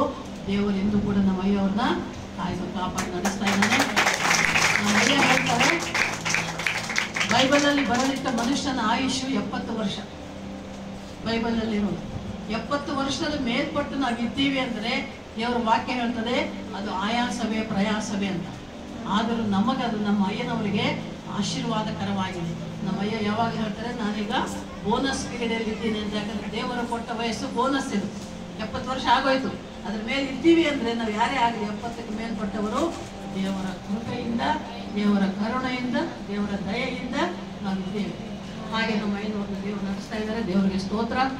ಅದೇ 2020ರಲ್ಲಿ ಡಿಸೆಂಬರಲ್ಲಿ ನನಗೆ ತುಂಬ ಹುಷಾರಿಲ್ಲಂಗ ರಾಯಚೂರಲ್ಲಿ ನೀವಿನ್ನು ನಾವು ನಮ್ಮ ವಿಶ್ವಾಸಿಗಳೆಲ್ಲ ಫೋನ್ಗಳು ಮಾಡ್ತಾ ಇದ್ದಾರೆ. ಎಲ್ಲ ಸಭೆಗಳಿಂದ, ಎಲ್ಲ ಊರುಗಳಿಂದ, ಭಾರತ ದೇಶದಲ್ಲಿ, ನೇಪಾಳ ದೇಶದವರೆಗೆ ದೇವರು ನಮ್ಮನ್ನು ಸೇವೆಗೆ ಕರ್ಕೊಂಡು ಹೋಗಿದ್ದಾರೆ. ಆದರೆ ನಾವು ಎಲ್ಲೇ ಇದ್ರೂ ಕೂಡ ಕೊರೋನಾ ಸಮಯದಲ್ಲಿ ಸುಮ್ಮನೆ ಇರಲಿಲ್ಲಮ್ಮ. ಯಾಕೆಂದ್ರೆ ಬಿಟ್ಟರೆ ವಿಶ್ವಾಸಿಗಳು ಬಿದ್ದು ಹೋಗ್ತಾರೆ. ನೀವು ಬಹಳ ವಿಚಿತ್ರ ನೀವು ಅಲ್ವಾ? ವಾರ ದಿನ ಬೈಬಲ್ ಓದಿದ್ರು, ವಾಕ್ಯ ಕೇಳಿದ್ರು ವಿಶ್ವಾಸದಲ್ಲಿ ಮುಂದುವರಿಯೋದು ಬಹಳ ಕಷ್ಟ. ಅಂಥದ್ರಲ್ಲಿ ಕೊರೋನಾ ಇದೆ ಅಂತ ಬಿಟ್ಟರೆ ಹೇಗೆ ಅಂತ ಜೂಮ್ ಪ್ರಾರ್ಥನೆ ಶುರು ಮಾಡಿ ಪ್ರತಿದಿನ ಸಾಯಂಕಾಲ ಜೂಮಲ್ಲಿ ನಾವು ವಾಕ್ಯ ಹೇಳಿ ನಮ್ಮ ವಿಶ್ವಾಸಿಗಳನ್ನ ಬಲಪಡಿಸ್ತಾ ಇದ್ವು. ಯಾರ್ಯಾರ ಹತ್ರ ಸ್ಮಾರ್ಟ್ ಫೋನ್ಗಳಿತ್ತೋ ಅವರೆಲ್ಲರೂ ಕೂಡ ಜೂಮ್ಗೆ ಜಾಯ್ನ್ ಆಗ್ತಾ ಇದ್ರು. ಆಮೇಲೆ ಸಂಡೆ ಮತ್ತೆ ಆರಾಧನೆ ಕ್ರಮವಾಗಿ ಜೂಮಲ್ಲಿ ನಡೆಸ್ತಾ ಇದ್ವಿ. ಪ್ರತಿದಿನವೂ ಕೂಡ ನಮ್ಮ ವಿಶ್ವಾಸಿಗಳನ್ನ ನಾವು ವಾಕ್ಯದ ಭಯಭಕ್ತಿಯಲ್ಲೇ ನಡೆಸಿದ್ದೇವೆ. ದೇವರಿಗೆ ಸ್ತೋತ್ರ. ಈ ರೀತಿ ಇರುವಾಗ ಡಿಸೆಂಬರ್ ತಿಂಗಳಲ್ಲಿ ಏನಾಯ್ತು, ನನಗೆ ಸ್ವಲ್ಪ ಆರೋಗ್ಯ ಹೆಚ್ಚು ಕಡಿಮೆ ಆಯ್ತು. ಏನಾಯ್ತು ಅಂದ್ರೆ ಈ ನನ್ನ ಮುಖ ಈ ಕಡೆ ಎಡಗಡೆಗೆ ಸೊಟ್ಟಾಗ್ಬಿಡ್ತು. ಬಾಯಿ ತುಟಿಗಳು ಬಾಯಿ ಸೊಟ್ಟಾಗ್ಬಿಡ್ತು. ಇದಕ್ಕಿದ್ದಾಗೆ ಸಡನ್ ಆಗಿ ಒಂದಿನ ಸಾಯಂಕಾಲ ಡಿಸೆಂಬರ್ 1ನೇ ತಾರೀಕು ಅನ್ಸುತ್ತೆ, ಸಾಯಂಕಾಲ ಆಗಿದೆ. ನೀರು ಕುಡಿತಾ ಇದ್ರೆ ನೀರು ಒಳಗೆ ಹೋಗ್ತಾ ಇಲ್ಲ, ಹೊರಗೆ ಬರ್ತಾ ಇದೆ. ಏನಪ್ಪ ಹೀಗಾಯ್ತು ಅಂತ ತಕ್ಷಣ ನಮ್ಮ ತಮ್ಮನಿಗೆ ಫೋನ್ ಮಾಡಿ, ಅವನ ಆಫೀಸರ್ ಕೊರೋನಾ ಡ್ಯೂಟಿ ಹಾಕಿದ್ರು ನಮ್ಮ ತಮ್ಮನಿಗೆ. ಅವನು ಬೆಳಗ್ಗೆ ಹೋದ್ರೆ ಅರ್ಧ ರಾತ್ರಿ ಯಾವಾಗೋ ಬರೋನು. ಆದ್ರೆ ಅವತ್ತಿನ ದಿನ ದೇವರ ಕೃಪೆ, ಬೇಗ 7 ಗಂಟೆಗೆಲ್ಲ ಬಂದ ನಮ್ಮ ತಮ್ಮ. ಬಂದ್ಕೊಳ್ಳಿ, ನೋಡಪ್ಪ ನನಗೆ ಈ ಥರ ಅನ್ನಿಸ್ತಾ ಇದೆ. ನಮ್ಮ ಮನೆಯವ್ರಿಗೆ ಹೇಳಿಲ್ಲ, ಯಾಕಂದ್ರೆ ಅವರೇ ಇನ್ನ ಪೇಷಂಟ್ ಅದು ಇನ್ನೂ ಸುಧಾರಿಸ್ಕೊತಾ ಇದ್ದಾರೆ. ಅವ್ರಿಗೆ ಯಾವ ಮಾತು ಹೇಳಲಿಲ್ಲ. ತಮ್ಮನಿಗೆ ಬಂದ ಕೂಡಲೇ ಹೊರಗಡೆ ಹೋಗಿ ಕಾಂಪೌಂಡಲ್ಲಿ ಈ ಥರ ಆಗ್ತಾ ಇದೆ ನನಗೆ. ತಕ್ಷಣ ನ್ಯೂರೋಲಾಜಿಸ್ಟ್ಗೆ ಕನ್ಸಲ್ಟ್ ಮಾಡಿ ಫೋನ್ ಮಾಡಿದಾಗ ಅವರು ಪರಿಚಯ ನಮ್ಮ ಡಾಕ್ಟ್ರು, ಅವರು ಮುಖದ ಫೋಟೋ ತೆಗೆಸಿ ಕಳಿಸು ಅಂತ ಹೇಳಿದ್ರು. ತಕ್ಷಣ ನನ್ನ ಮುಖದ ಫೋಟೋ ತೆಗೆದು ನಮ್ಮ ತಮ್ಮ ಕಳಿಸಿದ್ರೆ ತಕ್ಷಣ ಬಂದು ಸ್ಕ್ಯಾನ್ ಮಾಡಬೇಕು ಅಂತ. ತಕ್ಷಣ ಹೋಗಬೇಕು. ನಮ್ಮ ಅಯ್ಯವ್ರಿಗೆ ಹೇಳೋ ಹಾಗಿಲ್ಲ, ಅವ್ರು ಮತ್ತೆ ಟೆನ್ಷನ್ ಮಾಡ್ಕೋತಾರೆ ಅಂತ. ಈಗಿನ್ನ ಸುಧಾರಿಸ್ಕೊತಾ ಇದ್ದಾರೆ ಹಾರ್ಟ್ ಪೇಷಂಟು. ಅವಾಗ ನಾವೇನು ಮಾಡಿದ್ವಿ, ನಾನು ನಮ್ಮ ತಮ್ಮ ಯಾರೋ ಒಬ್ರು ನಮ್ಮ ಪರಿಚಯದವ್ರು ಹಾಸ್ಪಿಟ್ಲಲ್ಲಿ ಅಡ್ಮಿಟ್ ಆಗಿದ್ದಾರೆ, ಅವ್ರು ನೋಡ್ಕೊಂಡು ಬರ್ತೀವಿ ಅಂತ ಹೇಳಿ ನಾವು ಹಾಸ್ಪಿಟ್ಲಿಗೆ ಹೋಗಿ ಸ್ಕ್ಯಾನ್ ಎಲ್ಲ ಮಾಡಿ ತೆಗೆದ ಮೇಲೆ ಬೆಳಗ್ಗೆ ಬನ್ನಿ ಅಂತ ರಾತ್ರಿ ಕೆಲವೊಂದು ಟ್ಯಾಬ್ಲೆಟ್ಸ್ ಕೊಟ್ಟರು, ಇಂಜೆಕ್ಷನ್ ಮಾಡಿ ಕಳಿಸಿದ್ವಿ. ಇಂಜೆಕ್ಷನ್ ದಿನ ಒಂದು ತಗೋಬೇಕು ಬನ್ನಿ ಅಂತ. ನೆಕ್ಸ್ಟ್ ಡೇ ಬೆಳಗ್ಗೆ ಇನ್ನೂ ಸ್ವಲ್ಪ ಜಾಸ್ತಿ ಅನಿಸ್ತು ನನಗೆ, ಆರಾಮ್ ಅನಿಸಿಲ್ಲ. ಅವಾಗ ಹೋದಾಗ ಅಡ್ಮಿಟ್ ಮಾಡಿ ಅಲ್ಲಿ ಮತ್ತೆ ಒಂದು 10 ದಿನ ನನಗೆ ಟ್ರೀಟ್ಮೆಂಟು. ದೇವರ ಕೃಪೆ, ನಾನು ಹಾಸಿಗೆಯಲ್ಲಿದ್ದಾಗ ಮಾತನಾಡೋಕ್ಕಾಗ್ತಾ ಇಲ್ಲ, ಏನಿಲ್ಲ. ಆದರೆ ಬಿದ್ದಿದ್ದೇನೆ ಹಾಸಿಗೆಯಲ್ಲಿ. ನಾನೇನೇ ಮನಸ್ಸಲ್ಲೇ ಅನ್ಕೊತಾ ಇದ್ದಿದ್ದು, ಅಪ್ಪ ಏಸಪ್ಪ ನೀನೇನಾದರೂ ನನಗೆ ಸ್ವಸ್ಥತೆ ಕೊಟ್ಟು ಮಾಮೂಲು ಮಾತನಾಡೋ ಹಾಗೆ ಮಾಡಿದರೆ ನಾನು ಬದುಕಿರುವವರೆಗೆ, ನನ್ನ ಪ್ರಾಣ ಇರೋವರೆಗೆ ನಿನ್ನ ಮಾತುಗಳನ್ನೇ ನಾನು ಆಡ್ತೇನಪ್ಪ ಏಸಪ್ಪ. ನೀವು ಉಲ್ಟೆ 4 ಸಾಲು ಏಸಯ್ಯ, ಭಾಳ ಇಷ್ಟ ನನ್ನ ಹಾಡು. ಆಮೇಲೆ ಇನ್ನೊಂದು ಹಾಡಿದೆ, నీ వాక్యమే నన్ను బ్రతికించెను, ಪಾದలలో ನೆಮ್ಮದಿನಿಚ್ಚೆನು. ಈ ಹಾಡುಗಳು ಹಾಡ್ತಾ ಇರೋದು ಅಪ್ಪ ಅಪ್ಪ ಏಸಪ್ಪ ನೀನೇ ನನಗೆ. ಇವತ್ತು ಹಾಡಿದ ಹಾಡುಗಳೆಲ್ಲ ಬಹಳ ಇಷ್ಟ ನನಗೆ. ದೇವರ ಕೋಟಿ ಕೋಟಿ ಸ್ತೋತ್ರ. ನನಗೆ ಇಷ್ಟವಾದ ಹಾಡುಗಳು ಎಲ್ಲ ಹಾಡಿದ್ರು ಮಕ್ಕಳೇ. ತುಂಬ ಖುಷಿ ಆಯಿತು, ಸಂತೋಷ ಆಯಿತು. ಆ ರೀತಿ ಅಂದ್ಕೊಂಡು ಇದ್ದೆ ನಾನು. ಮತ್ತು ದೇವರ ಕೃಪೆಯಲ್ಲಿ 10 ದಿನ ಕಂಟಿನ್ಯೂ ಯಪ್ಪ ಎಷ್ಟು ಇಂಜೆಕ್ಷನ್ ಹಾಕಿದ್ರು, ಯಾವ ಥರ ಟ್ರೀಟ್ಮೆಂಟ್ ಕೊಟ್ಟರು. ಯಾವತ್ತು ನಾನು ಏನೇ ಆದರೂ ಒಂದು ಮಾತ್ರೆ ತಗೊಳ್ಳಲ್ಲ, ಒಂದು ಆಸ್ಪತ್ರೆಗೆ ಹೋಗಲ್ಲ. ಆಸ್ಪತ್ರೆಗೆ ಹೋಗಿದ್ದೀನಿ ಅಂದರೆ ತೀರಾ ಅಡ್ಮಿಟ್ ಮಾಡೋ ಪರಿಸ್ಥಿತಿಗೆ, ಚಿಕ್ಕ ಪುಟ್ಟದಕ್ಕೆ ಏನು ತಗೊಳ್ಳಲ್ಲ, ಹೋಗೋದು ಇಲ್ಲ. ಆ ರೀತಿಯಲ್ಲಿರುವಾಗ 10 ದಿನ ಸಿಕ್ಕಾಪಟ್ಟೆ ಟ್ರೀಟ್ಮೆಂಟ್ ಕೊಟ್ಬಿಟ್ರು. ಮತ್ತು ದೇವರ ಕೃಪೆ, ಎಲ್ಲರೂ ಪ್ರಾರ್ಥನೆ ಮಾಡಿದ್ದಾರೆ. ನಮ್ಮ ಸೇವಕರು, ವಿಶ್ವಾಸಿಗಳು ಪ್ರತಿಯೊಬ್ಬರು ದೇಶ ವಿದೇಶಗಳಿಂದ ಎಲ್ಲೆಲ್ಲಿದ್ದಾರೋ ಎಲ್ಲರೂ ನಮಗೆ ನೋಡಿ, ಹಾಸ್ಪಿಟ್ಲಿಗೆ ಹೋಗ್ಬೋದು, ಟ್ರೀಟ್ಮೆಂಟ್ ತಗೋಬಹುದು. ಆದರೂ ಗುಣವಾಗುವುದು, ಗುಣ ಮಾಡುವುದು ನಮ್ಮ ದೇವರೇ. ಹಲ್ಲೆಲೂಯಾ. ಕೊರೋನಾ ಸಮಯದಲ್ಲಿ ಸುಮಾರು ಜನ ಹೋಗ್ಬಿಟ್ರು. 7-8 ಲಕ್ಷ ಖರ್ಚು ಮಾಡಿದ್ರು, 10 ಲಕ್ಷ ಖರ್ಚು ಮಾಡಿದ್ರು. ರಾಯಚೂರಲ್ಲಿ ನಮ್ಮ ತಮ್ಮನ ಫ್ರೆಂಡ್ ಒಬ್ಬ ಭಾರಿ ಶ್ರೀಮಂತ, ಕೊರೋನಾ ಬಂದು ಟ್ರೀಟ್ಮೆಂಟ್ ರಾಯಚೂರಲ್ಲಿ ಸರಿ ಇಲ್ಲ ಅಂದ್ಬಿಟ್ಟು ಹೈದರಾಬಾದ್ ಕರ್ಕೊಂಡು ಹೋದ್ರು.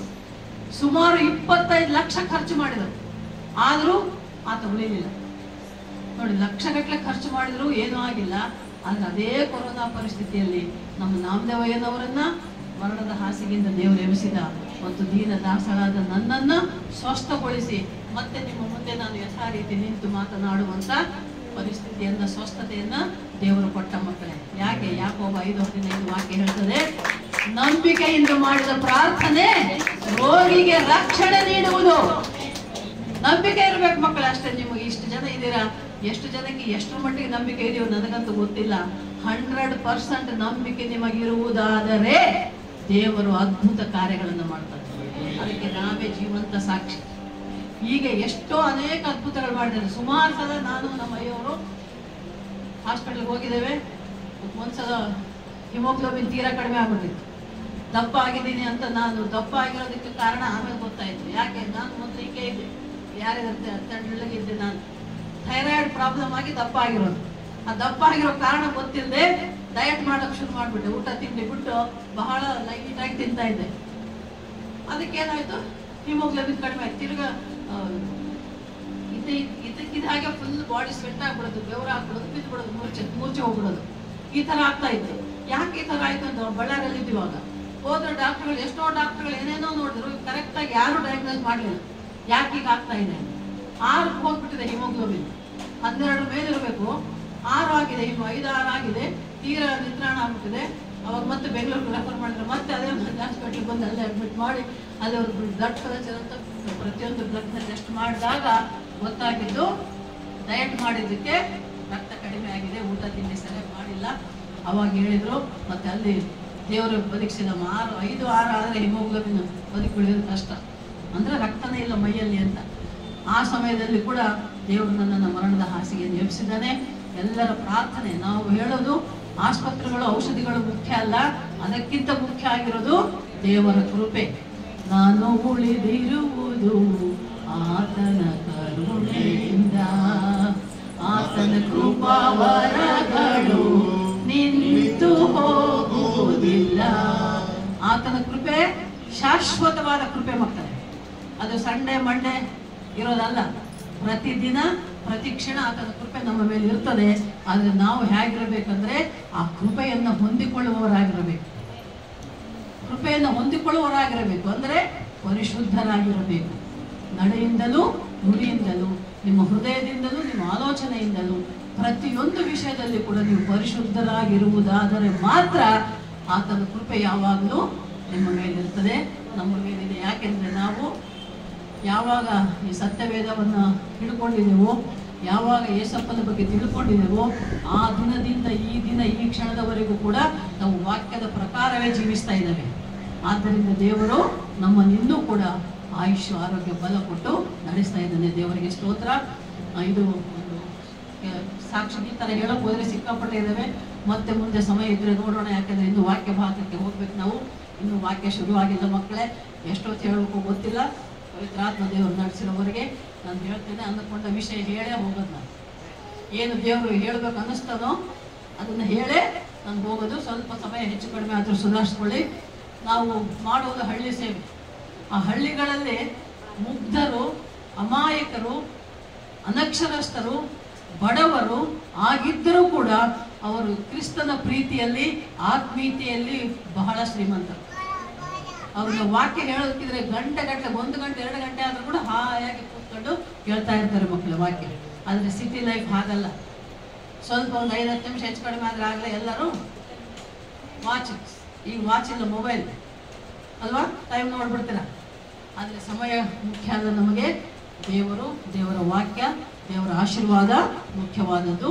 ದೇವರಿಗೆ ಸ್ತೋತ್ರ. ಆಗಲೇ ಅವರು ಹಲ್ಲೆಲೂಯಾ ಬಗ್ಗೆ ಹೇಳ್ತಾ ಇದ್ದಾರೆ. ಅದ್ರ ಬಗ್ಗೆ ಒಂದು ಮಾತು ಹೇಳಿ ನಾನು ಮುಂದೆ ವಾಕ್ಯಕ್ಕೆ ಹೋಗ್ತೇನೆ. ಹಲ್ಲೆಲೂಯಾ ಅಂದ್ರೆ ಏನು ಗೊತ್ತಾ? ಅದರ ಅರ್ಥ, ಪದದ ಅರ್ಥ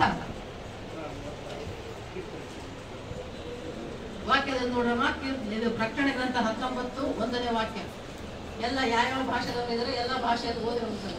ಇದಾದ ಮೇಲೆ ಪರಲೋಕದಲ್ಲಿ ದೊಡ್ಡ ಗುಂಪು ಮಹಾ ಶಬ್ದವು ಎಂಬಂತೆ ಒಂದು ಶಬ್ದವನ್ನು ಕೇಳಿದನು. ಅವರು ಹಲ್ಲೆಲೂಯಾ, ಜಯವು, ಪ್ರಭಾವವು, ಶಕ್ತಿಯು ನಮ್ಮ ದೇವರಲ್ಲಿ ಉಂಟು. ಓಕೆಮ್ಮ, ಏನಮ್ಮ ಇನ್ನೊಂದ್ಸಲಮ್ಮ? ಇದಾದ ಮೇಲೆ ಪರಲೋಕದಲ್ಲಿ ಎಲ್ಲಿ? ಪರಲೋಕದಲ್ಲಿ ದೊಡ್ಡ ಗುಂಪಿನ ಮಹಾ ಶಬ್ದವು ಎಂಬಂತೆ ಒಂದು ಶಬ್ದವನ್ನು ಕೇಳಿದೆನು. ಅವರು ಹಲ್ಲೆಲೂಯ, ಜಯವು ಪ್ರಭಾವವು ಶಕ್ತಿಯು ನಮ್ಮ ದೇವರಲ್ಲಿ ಉಂಟು. ಜಯವು ಪ್ರಭಾವವು ಶಕ್ತಿಯು ನಮ್ಮ ದೇವರಲ್ಲಿ. ಒಂದು ವಾಕ್ಯ ಹೇಳೋದು ಬದಲು ಹಲ್ಲೆಲೂಯ ಅಂತ ಹೇಳ್ತೇವೆ. ಅರ್ಥ ಆಯ್ತಾ? ಇದೊಂದು ವಾಕ್ಯ ಇಷ್ಟೆಲ್ಲ ಹೇಳೋದಕ್ಕೆ ಒಂದೇ ಅರ್ಥ, ಹಲ್ಲೆಲೂಯ. ಆ ಪದ ಪರಲೋಕದಲ್ಲಿರುವಂತ ಸಿಂಹಾಸನಾಸೀನನಾಗಿರುವ ನಮ್ಮ ತಂದೆಯಾದ ದೇವರ ಬಳಿಯಲ್ಲಿರುವಂತ ದೇವದೂತರುಗಳು ಯಾವಾಗಲೂ ಹೇಳುತ್ತಿರುವ ದೇವರನ್ನು ಸ್ತುತಿಸಿ ಕೊಂಡಾಡುವಂತ ಪದ. ಅಪ್ಪ ತಂದೆ ದೇವ, ಎಲ್ಲ ಮಹಿಮೆ ಪ್ರಭಾವ ಬಲ ಶಕ್ತಿ ಎಲ್ಲವೂ ನಿನ್ನದೇ ಸ್ವಾಮಿ, ನಿನಗೆ ಅಂತ ಹೇಳುವಂತ, ಇಷ್ಟೆಲ್ಲ ಹೇಳೋದಿಲ್ಲ ಅಂತ ಒಂದು ಮಾತು ಹೇಳಿದ್ದು ಹಲ್ಲೆಲೂಯ. ತಮಿಳು ತೆಲುಗು ಇಂದವ್ರು ಹೋದ್ರೆ அதே பின்பு பரலோகத்தில் திரளான ஜனக்கூட்டம் இருக்கிறதை ஆரவாரத்தை கேட்டேன். அவர்கள் அல்லேலூயா, ரட்சணியும் மகிமையும் கனமும் வல்லமையும் நம்முடைய தேவனாகிய கர்த்தருக்கே உரியது, அவருடைய நியாய தீர்ப்புகள் சத்தியமும் நீதியும் ஆனவைகள். ಇದೆ ಅಲ್ಲಮ್ಮ, ಅದೇ ಅರ್ಥ ತಾನೇ ಮೀನಿಂಗ್. ಇಂಗ್ಲಿಷ್ ಓದಿ, ಇದೆಯಾ ಇಂಗ್ಲಿಷು? ಓದಮ್ಮ ಮಗಳೇ. ಸೇಮ್ ಮೀನಿಂಗ್, ಒಂದೇ ವರ್ಡ್. ಅದಕ್ಕೆ ಅಯ್ಯವರು ಹೇಳ್ತಾ ಇದ್ರು, ತ್ಯಾಗರಾಜ ಅಯ್ಯವರು.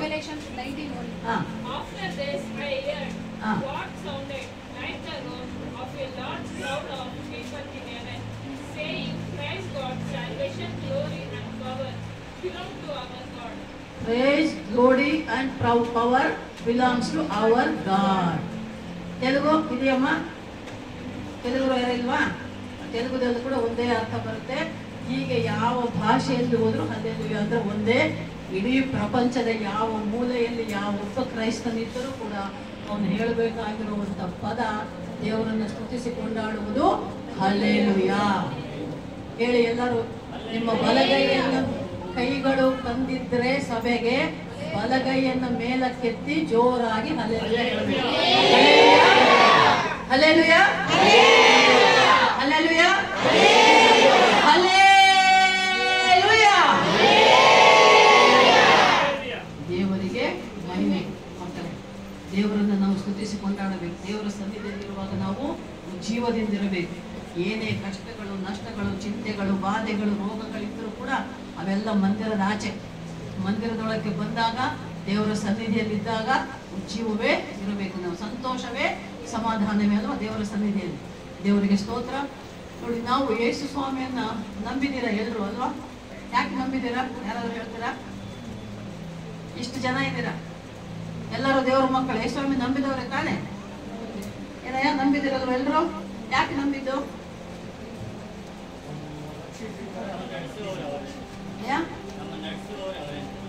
ನಡೆಸುವವರು ಅವರೇ. ರಕ್ಷಿಸಿದ್ದಾರೆ ಅಷ್ಟೇ ನಾವು ನಂಬ್ತೀವಿ. ನಾವು ನಮ್ಮನ್ನ ರಕ್ಷಿಸಿದ್ದಾರೆ ಅಂತ ಇನ್ನು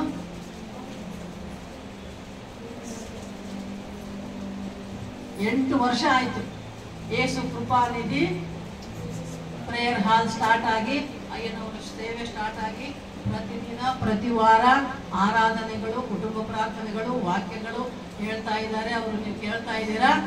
ಆದರೆ ಯಾಕೆ ಯೇಸು ಸ್ವಾಮಿಯನ್ನ ನಂಬಿದ್ದೇವೆ ಅಂತ ನಂಬಿದ ನಿಮಗೆ ಸರಿಯಾಗಿ ಗೊತ್ತಿಲ್ಲ ಮಕ್ಕಳು. ಅದನ್ನ ಫಾಸ್ಟ್ ತಿಳ್ಕೊಬೇಕು ನಾವು. ಅರ್ಥ ಆಯ್ತಾ? ಒಂದು ವಾಕ್ಯ, ಒಂದು ಮಾತು ನಾನು ಹೇಳೋದು. ನಮ್ಮ ದೇವರು ಯಾರು?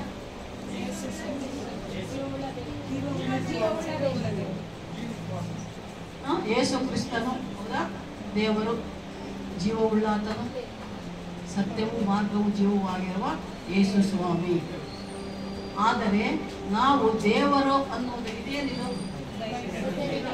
ಸತ್ಯವೇದ ಬೈಬಲ್ ಅಲ್ವಾ? ಇದೇ ನಮ್ಮ ದೇವರು. ಅಂದ್ರೆ ದೇವರೇ ವಾಕ್ಯ, ವಾಕ್ಯವೇ ದೇವರು. ಯೋಹಾನ ಸುವಾರ್ತೆ 1:1 ವಾಕ್ಯ ಎಲ್ರಿಗೂ ಗೊತ್ತಿರುವಂತದೆ. ಓದಕ್ಕೆ ಹೋಗ್ಬೇಡ್ರೆ, ಗೊತ್ತಿದೆ ತಾನೆ. ದೇವರೇ ವಾಕ್ಯ, ವಾಕ್ಯವೇ ದೇವರು. ಯೇಸು ಸ್ವಾಮಿನ ನಂಬಿದ ಯಾರ ಮನೆಯಲ್ಲೇ ಆಗಲಿ, ಮೇರಿ ಮಾತೆ, ಯೇಸು ಸ್ವಾಮಿ ಫೋಟೋಗಳು, ವಿಗ್ರಹಗಳು, ಅದಕ್ಕೆ ಹಾರ ಹಾಕೋದು ಅಥವಾ ಏನೇ ಮಾಡ್ತಾರೆ, ಅನ್ಯರು ಮಾಡಿದಾಗೆ ಕೆಲವರು ಮಾಡ್ತಾ ಇರ್ತಾರೆ. ಆದರೆ ಅದು ತಪ್ಪು ಮಕ್ಕಳೇ. ದೇವರ ವಾಕ್ಯ ಹೇಳ್ತದೆ, ದೇವರೊಬ್ಬನೇ, ಆತನನ್ನು ಆರಾಧಿಸುವವರು ನಾವು ಸತ್ಯಕ್ಕೆ ತಕ್ಕ ಹಾಗೆ ಆತ್ಮದಿಂದಲೂ ಪೂರ್ಣ ಹೃದಯದಿಂದಲೂ ಪೂರ್ಣ ಮನಸ್ಸಿನಿಂದಲೂ ಪೂರ್ಣ ಬಲದಿಂದಲೂ ಆತನನ್ನು ಆರಾಧಿಸಬೇಕು. ಯೋಹಾನ 4:24 ವಾಕ್ಯ ಎಲ್ಲರಿಗೂ ಗೊತ್ತಿರುವಂಥದ್ದೇ. ಹಾಗೆ ದೇವರೇ ವಾಕ್ಯ, ವಾಕ್ಯವೇ ದೇವರು ಅಂದಮೇಲೆ ನೀನು ಯಾಕೆ ನಂಬಿದೀಯಾ ಯೇಸು ಸ್ವಾಮಿಯನ್ನ? ಯೋಹಾನ 3:16 ವಾಕ್ಯ ಓದ್ರಿ ಮಕ್ಕಳೇ. ಇದು ಕೂಡ ಕಂಠಪಾಠ ಆಗಿರ್ಬೇಕಪ್ಪ. ನೀವೇನಪ್ಪ ಎಲ್ಲರೂ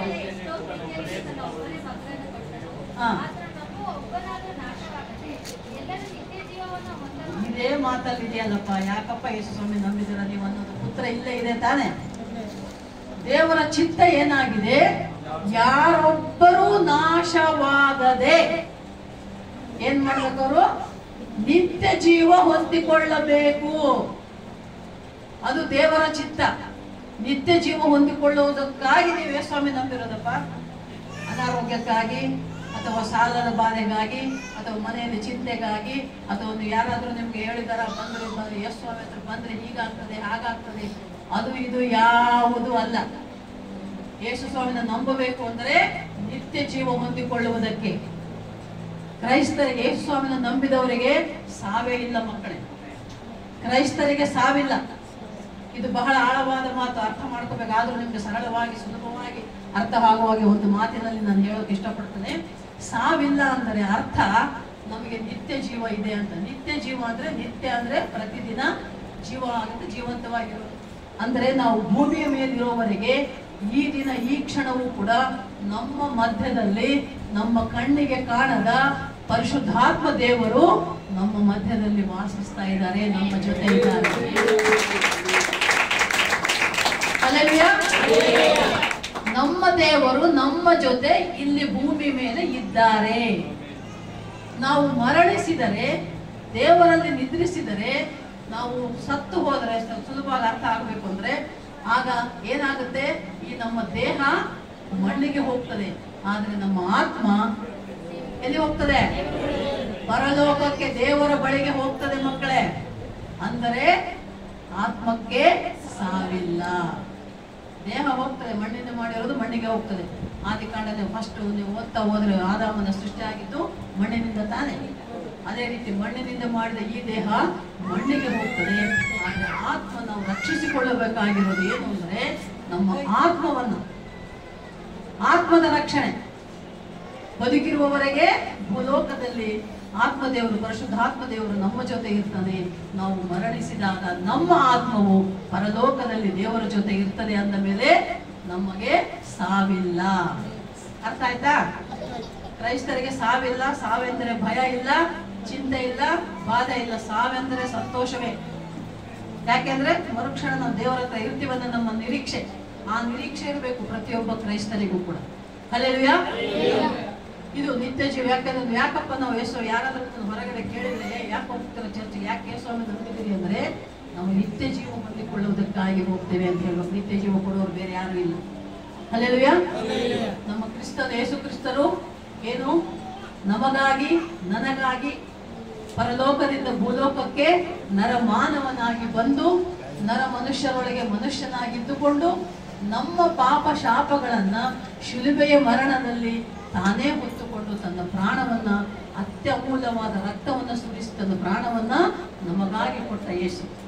ಅಷ್ಟೇ ಅಲ್ಲ, ಸತ್ತ ಮೇಲೆ ಸಮಾಧಿ ಮಾಡಲ್ಪಟ್ಟ ಮೇಲೆ ಮೂರನೇ ದಿನ ಮೃತ್ಯುಂಜಯನಾಗಿ ಪುನರುತ್ಥಾನನಾಗಿ ಬಂದ ದೇವರು ನಮ್ಮ ಯೇಸು ಅಲ್ವಾ? ಅಂಥ ದೇವರ ಮಕ್ಕಳಾಗಿದ್ದೇವೆ ನಾವು. ನಿಜವಾಗಿಯೂ ಎಷ್ಟೋ ದೇವರ ಆಶೀರ್ವಾದ, ಕೃಪೆ ನಮಗೆ. ನಾವಿದ್ದೀವಿ ಇಲ್ಲಿ ಅಂದ್ರೆ, ಈ ದೇವರ ಸನ್ನಿಧಿಯಲ್ಲಿ ಇದ್ದೀವಿ ಅಂದ್ರೆ ಆತನ ಕೃಪೆ, ಆತನ ಕರುಣೆ ಮಕ್ಕಳೇ. ಇಡೀ ಪ್ರಪಂಚದಲ್ಲಿ ಭೂಮಿಯ ಮೇಲೆ ತೆರೆದ ಸಮಾಧಿ ಅಂತ ಇರೋದು ಯೇಸುವಿನದೊಂದೇ. ಹಲ್ಲೆಲೂಯಾ.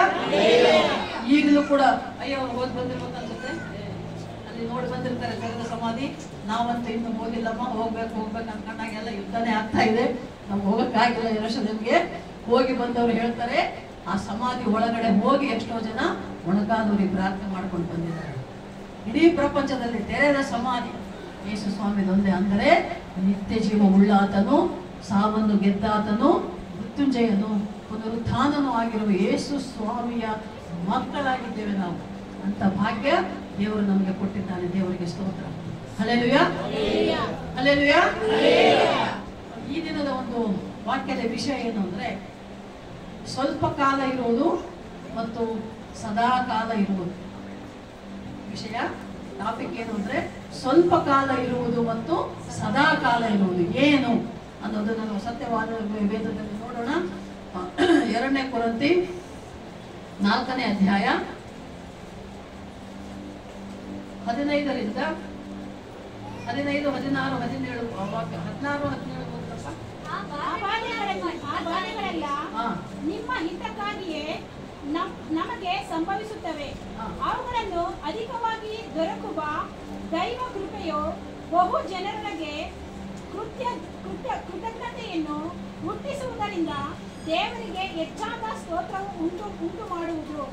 ಅದೇನೆಂದರೆ ನಾವು ಧೈರ್ಯಗೆಡುವುದಿಲ್ಲ. ನಮ್ಮ ದೇಹವು ನಾಶವಾಗುತ್ತಾ ಇದ್ದರೂ ನಮ್ಮ ಅಂತರೇಂದ್ರಿಯವು ದಿನೇ ದಿನೇ ಹೊಸದಾಗುತ್ತಾ ಬರುತ್ತವೆ. ಹೇಗೆಂದರೆ ಕ್ಷಣ ಮಾತ್ರದಲ್ಲಿರುವ ನಮ್ಮ ಹಗುರವಾದ ಸಂಕಟವು ಅತ್ಯಧಿಕವಾದ ಪ್ರತಿಫಲವನ್ನು ಉಂಟು ಮಾಡಿ ನಮಗೆ ನಿರಂತರವಾಗಿರುವ ಗೌರವವಾದ ಪ್ರಭಾವವನ್ನು ದೊರಕಿಸುತ್ತದೆ. ನಾವು ಕಾಣುವಂಥದ್ದನ್ನು ಲಕ್ಷಿಸದೆ ಕಾಣದಿರುವುದನ್ನು ಲಕ್ಷಿಸುವವರಾಗಿದ್ದೇವೆ. ಕಾಣುವಂಥದ್ದು ಸ್ವಲ್ಪ ಕಾಲ ಮಾತ್ರ ಇರುವುದು, ಕಾಣದಿರುವಂಥದ್ದು ಸದಾ ಕಾಲವೂ ಇರುವುದು. ಆಮೆನ್. ನೋಡಿ, ಈ ವಾಕ್ಯಗಳನ್ನು ನೋಡುವಾಗ ಇದರಲ್ಲಿರುವಂತ ಗೂಢಾರ್ಥ ಏನು ಅಂದರೆ ಕಾಣದ್ದು ಕಾಣದೇ ಇರೋದು, ಸ್ವಲ್ಪ ಕಾಲ ಇರುವುದು, ಸದಾ ಕಾಲ ಇರುವುದು. ಅಂದ್ರೆ ಇದರಲ್ಲಿ ನಾವು ಯಾವುದನ್ನ ಅನುಸರಿಸಬೇಕು, ಯಾವುದನ್ನ ಹಿಂಬಾಲಿಸಬೇಕು, ಹೇಗೆ ನಾವು ಇರಬೇಕು ಅನ್ನೋದನ್ನ ದೇವರ ವಾಕ್ಯ ನಮಗಿಂದು ತಿಳಿಸ್ತಾ ಇದೆ. ಮಕ್ಕಳೇ, ನಿಮಗಾಗಿ ದೇವರು ಕೊಟ್ಟಂತ ಈ ಒಂದು ವಾಕ್ಯ ಯಾವುದು ಸ್ವಲ್ಪ ಕಾಲ ಇರ್ತದೆ, ಯಾವುದು ಸದಾ ಕಾಲ ಇರ್ತದೆ ಅಂತ ನೋಡಿ. ಸ್ವಲ್ಪ ಕಾಲ ಇರುವಂಥವು ಈ ಲೋಕದಲ್ಲಿ ನಾವು 15, 16 ವಾಕ್ಯ ನೋಡುವಾಗ ಚಿಂತೆಗಳು, ರೋಗಗಳು, ಬಾಧೆಗಳು, ಕಷ್ಟಗಳು, ನಷ್ಟಗಳು ಎಲ್ಲ ಬರ್ತವೆ. ಆದ್ರೆ ಅವು ಶಾಶ್ವತ ಅಲ್ಲ. ಅರ್ಥಾಯ್ತಮ್ಮ? ಶಾಶ್ವತವಾಗಿರುವುದಿಲ್ಲ. ಸ್ವಲ್ಪ ಕಾಲ ಇರ್ತವೆ ಮತ್ತೆ ಅವು ಹೋಗ್ತವೆ.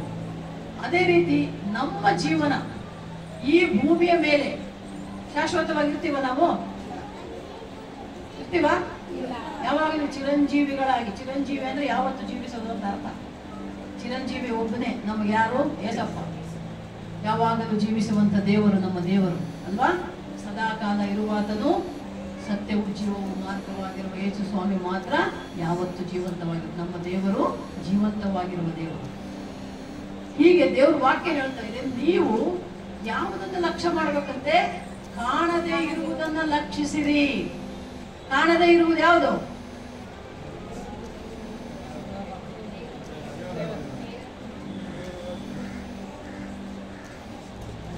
ಪರಲೋಕ. ಪರಲೋಕ ನೋಡಿರಲ್ಲಪ್ಪ? ಹೋಗಿ ಬಂದ್ರೆ ಯಾರಾದ್ರು? ಪರಲೋಕಕ್ಕೆ ಹೋಗಿ ಬಂದಿದ್ರೆ ಯಾರಾದ್ರು? ಪರಲೋಕದ ವರ್ಣನೆ ಸತ್ಯವೇದದಲ್ಲಿ ಬಹಳ ಕಡೆ ನಾವು ತುಂಬ ಚೆನ್ನಾಗಿ ಹೇಳಿದ್ದಾರೆ. ಆದರೆ ಆ ಪರಲೋಕ ನಮ್ಮ ಕಣ್ಣಿಗೆ ಕಾಣಲ್ಲ. ಆ ಕಣ್ಣಿಗೆ ಕಾಣದೆ ನಂಬಿಕೆ ಅಂದ್ರೆ ಏನು? ಕಣ್ಣಿಗೆ ಕಾಣದಿರುವುದನ್ನು ನೋಡಿ ಇದೆ ಅಂತ ನಂಬುವುದು ಅಲ್ವಾ? ಈಗ ನಾವು ಪರಲೋಕ ನೋಡಿಲ್ಲ, ಹೋಗಿಲ್ಲ, ಕಂಡಿಲ್ಲ. ಆದರೆ ಮೇಲಣ ಲೋಕದಲ್ಲಿ ಬೈಬಲಲ್ಲಿ ನೋಡ್ತೇವೆ. ಮೇಲಣ ಲೋಕ ಅಂದ್ರೆ ಈಗ ನಮಗೆ ಕಣ್ಣಿಗೆ ಕಾಣ್ತಾ ಇರೋದು ಒಂದು ಆಕಾಶ, ಅದರ ಮೇಲೆ 2ನೇ ಆಕಾಶ ಇದೆ, ಅದರ ಮೇಲೆ 3ನೇ ಆಕಾಶ, ಅದರ ಮೇಲಣ ಲೋಕ. ಆ ಮೇಲಣ ಲೋಕದಲ್ಲಿ ಸಿಂಹಾಸನಾಸೀನನಾಗಿದ್ದಾನೆ ನಮ್ಮ ತಂದೆಯಾದ ದೇವರು. ಹಲ್ಲೆಲೂಯಾ. ಅದು ನಮ್ಮ ಕಣ್ಣಿಗೆ ಕಾಣಲ್ಲ. ಆದ್ರೆ ನಮ್ಮ ಗುರಿ ಏನಾಗಿರಬೇಕು? ದೇವರ ರಾಜ್ಯವನ್ನ ಸೇರುವುದೇ ನಮ್ಮ ಗುರಿಯಾಗಿರಬೇಕು.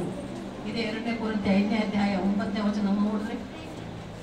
2 ಕೊರಿಂಥಿ 5ನೇ ಅಧ್ಯಾಯ 9ನೇ ವಚನ ನೋಡ್ರಿ. ಮನೆಯಲ್ಲಿದ್ದರೂ ಸರಿಯೇ, ಅದನ್ನು ಬಿಟ್ಟಿದ್ದರೂ ಸರಿಯೇ, ಕರ್ತನಿಗೆ ಮೆಚ್ಚುವವರಾಗಿರಬೇಕೆಂಬುದೇ ನಮ್ಮ ಗುರಿಯಾಗಿದೆ. ಗುರಿ ಏನಾಗಿರ್ಬೇಕಪ್ಪ? ಕರ್ತನು ನಮ್ಮನ್ನ ಮೆಚ್ಚುವುದಾಗಿರಬೇಕು ನಮ್ಮ ಗುರಿ. ಲೋಕದಲ್ಲಿ ಮೆಚ್ಚುವುದಲ್ಲ. ಗಂಡನಿಗೆ ಹೆಂಡತಿ ಮೆಚ್ಚುಗೆ, ಹೆಂಡತಿಗೆ ಗಂಡ ಮೆಚ್ಚುಗೆ, ತಂದೆ ತಾಯಿಗೆ ಮಕ್ಕಳು ಮೆಚ್ಚುಗೆ, ಮಕ್ಕಳಿಗೆ ತಂದೆ ತಾಯಿ ಮೆಚ್ಚುಗೆ, ಶಾಲೆಯಲ್ಲಿ ಟೀಚರ್ಗೆ ಸ್ಟೂಡೆಂಟ್ ಮೆಚ್ಚುಗೆ, ಅಥವಾ ಸ್ಟೂಡೆಂಟ್ಗೆ ಟೀಚರ್ ಮೆಚ್ಚುಗೆ ಆಗಿರೋದು, ಅಥವಾ ಪಾಸ್ಟರ್ ಮೆಚ್ಚುಗೆ ಆಗಿರೋದು, ಪಾಸ್ಟರ್ನ ಮೆಚ್ಚುಗೆ ಆಗಿರೋದು, ವಿಶ್ವಾಸಿಗಳು ಒಬ್ಬರಿಗೊಬ್ಬರು ಮೆಚ್ಚುಗೆ ಆಗಿರೋದು ಇದಲ್ಲ. ನಾವು ಯಾರಿಗೆ ಮೆಚ್ಚುಗೆ ಆಗಿರಬೇಕು? ದೇವರಿಗೆ ಮೆಚ್ಚುಗೆಯಾಗಿರಬೇಕು. ದೇವರಿಗೆ ಮೆಚ್ಚುಗೆ ಆಗಿರ್ಬೇಕಂದ್ರೆ ಹೇಗಿರಬೇಕು? ಈ ಲೋಕದವುಗಳ ಮೇಲೆ ನಾವು ಲಕ್ಷ್ಯ ಕೊಡಬಾರದು. ಆಸ್ತಿ, ಅಂತಸ್ತು, ದುಡ್ಡು, ಬೆಳ್ಳಿ, ಬಂಗಾರ, ವಸ್ತ್ರ, ಒಡವೆ, ಸೈಟು, ಮನೆ, ಕಾರು, ಇವೆಲ್ಲಪ್ಪ ನಮಗೆ ಬೇಕಾಗಿರೋದು.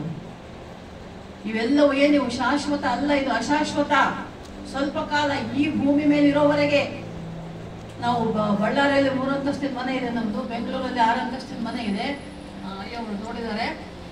ಆದ್ರೆ ಆ ಮನೆಗಳು ಕಟ್ಟುವಾಗ ಇಷ್ಟೆಲ್ಲ ಆತ್ಮೀಯ ಜ್ಞಾನ ನಮ್ಗೆ ಇರಲಿಲ್ಲ.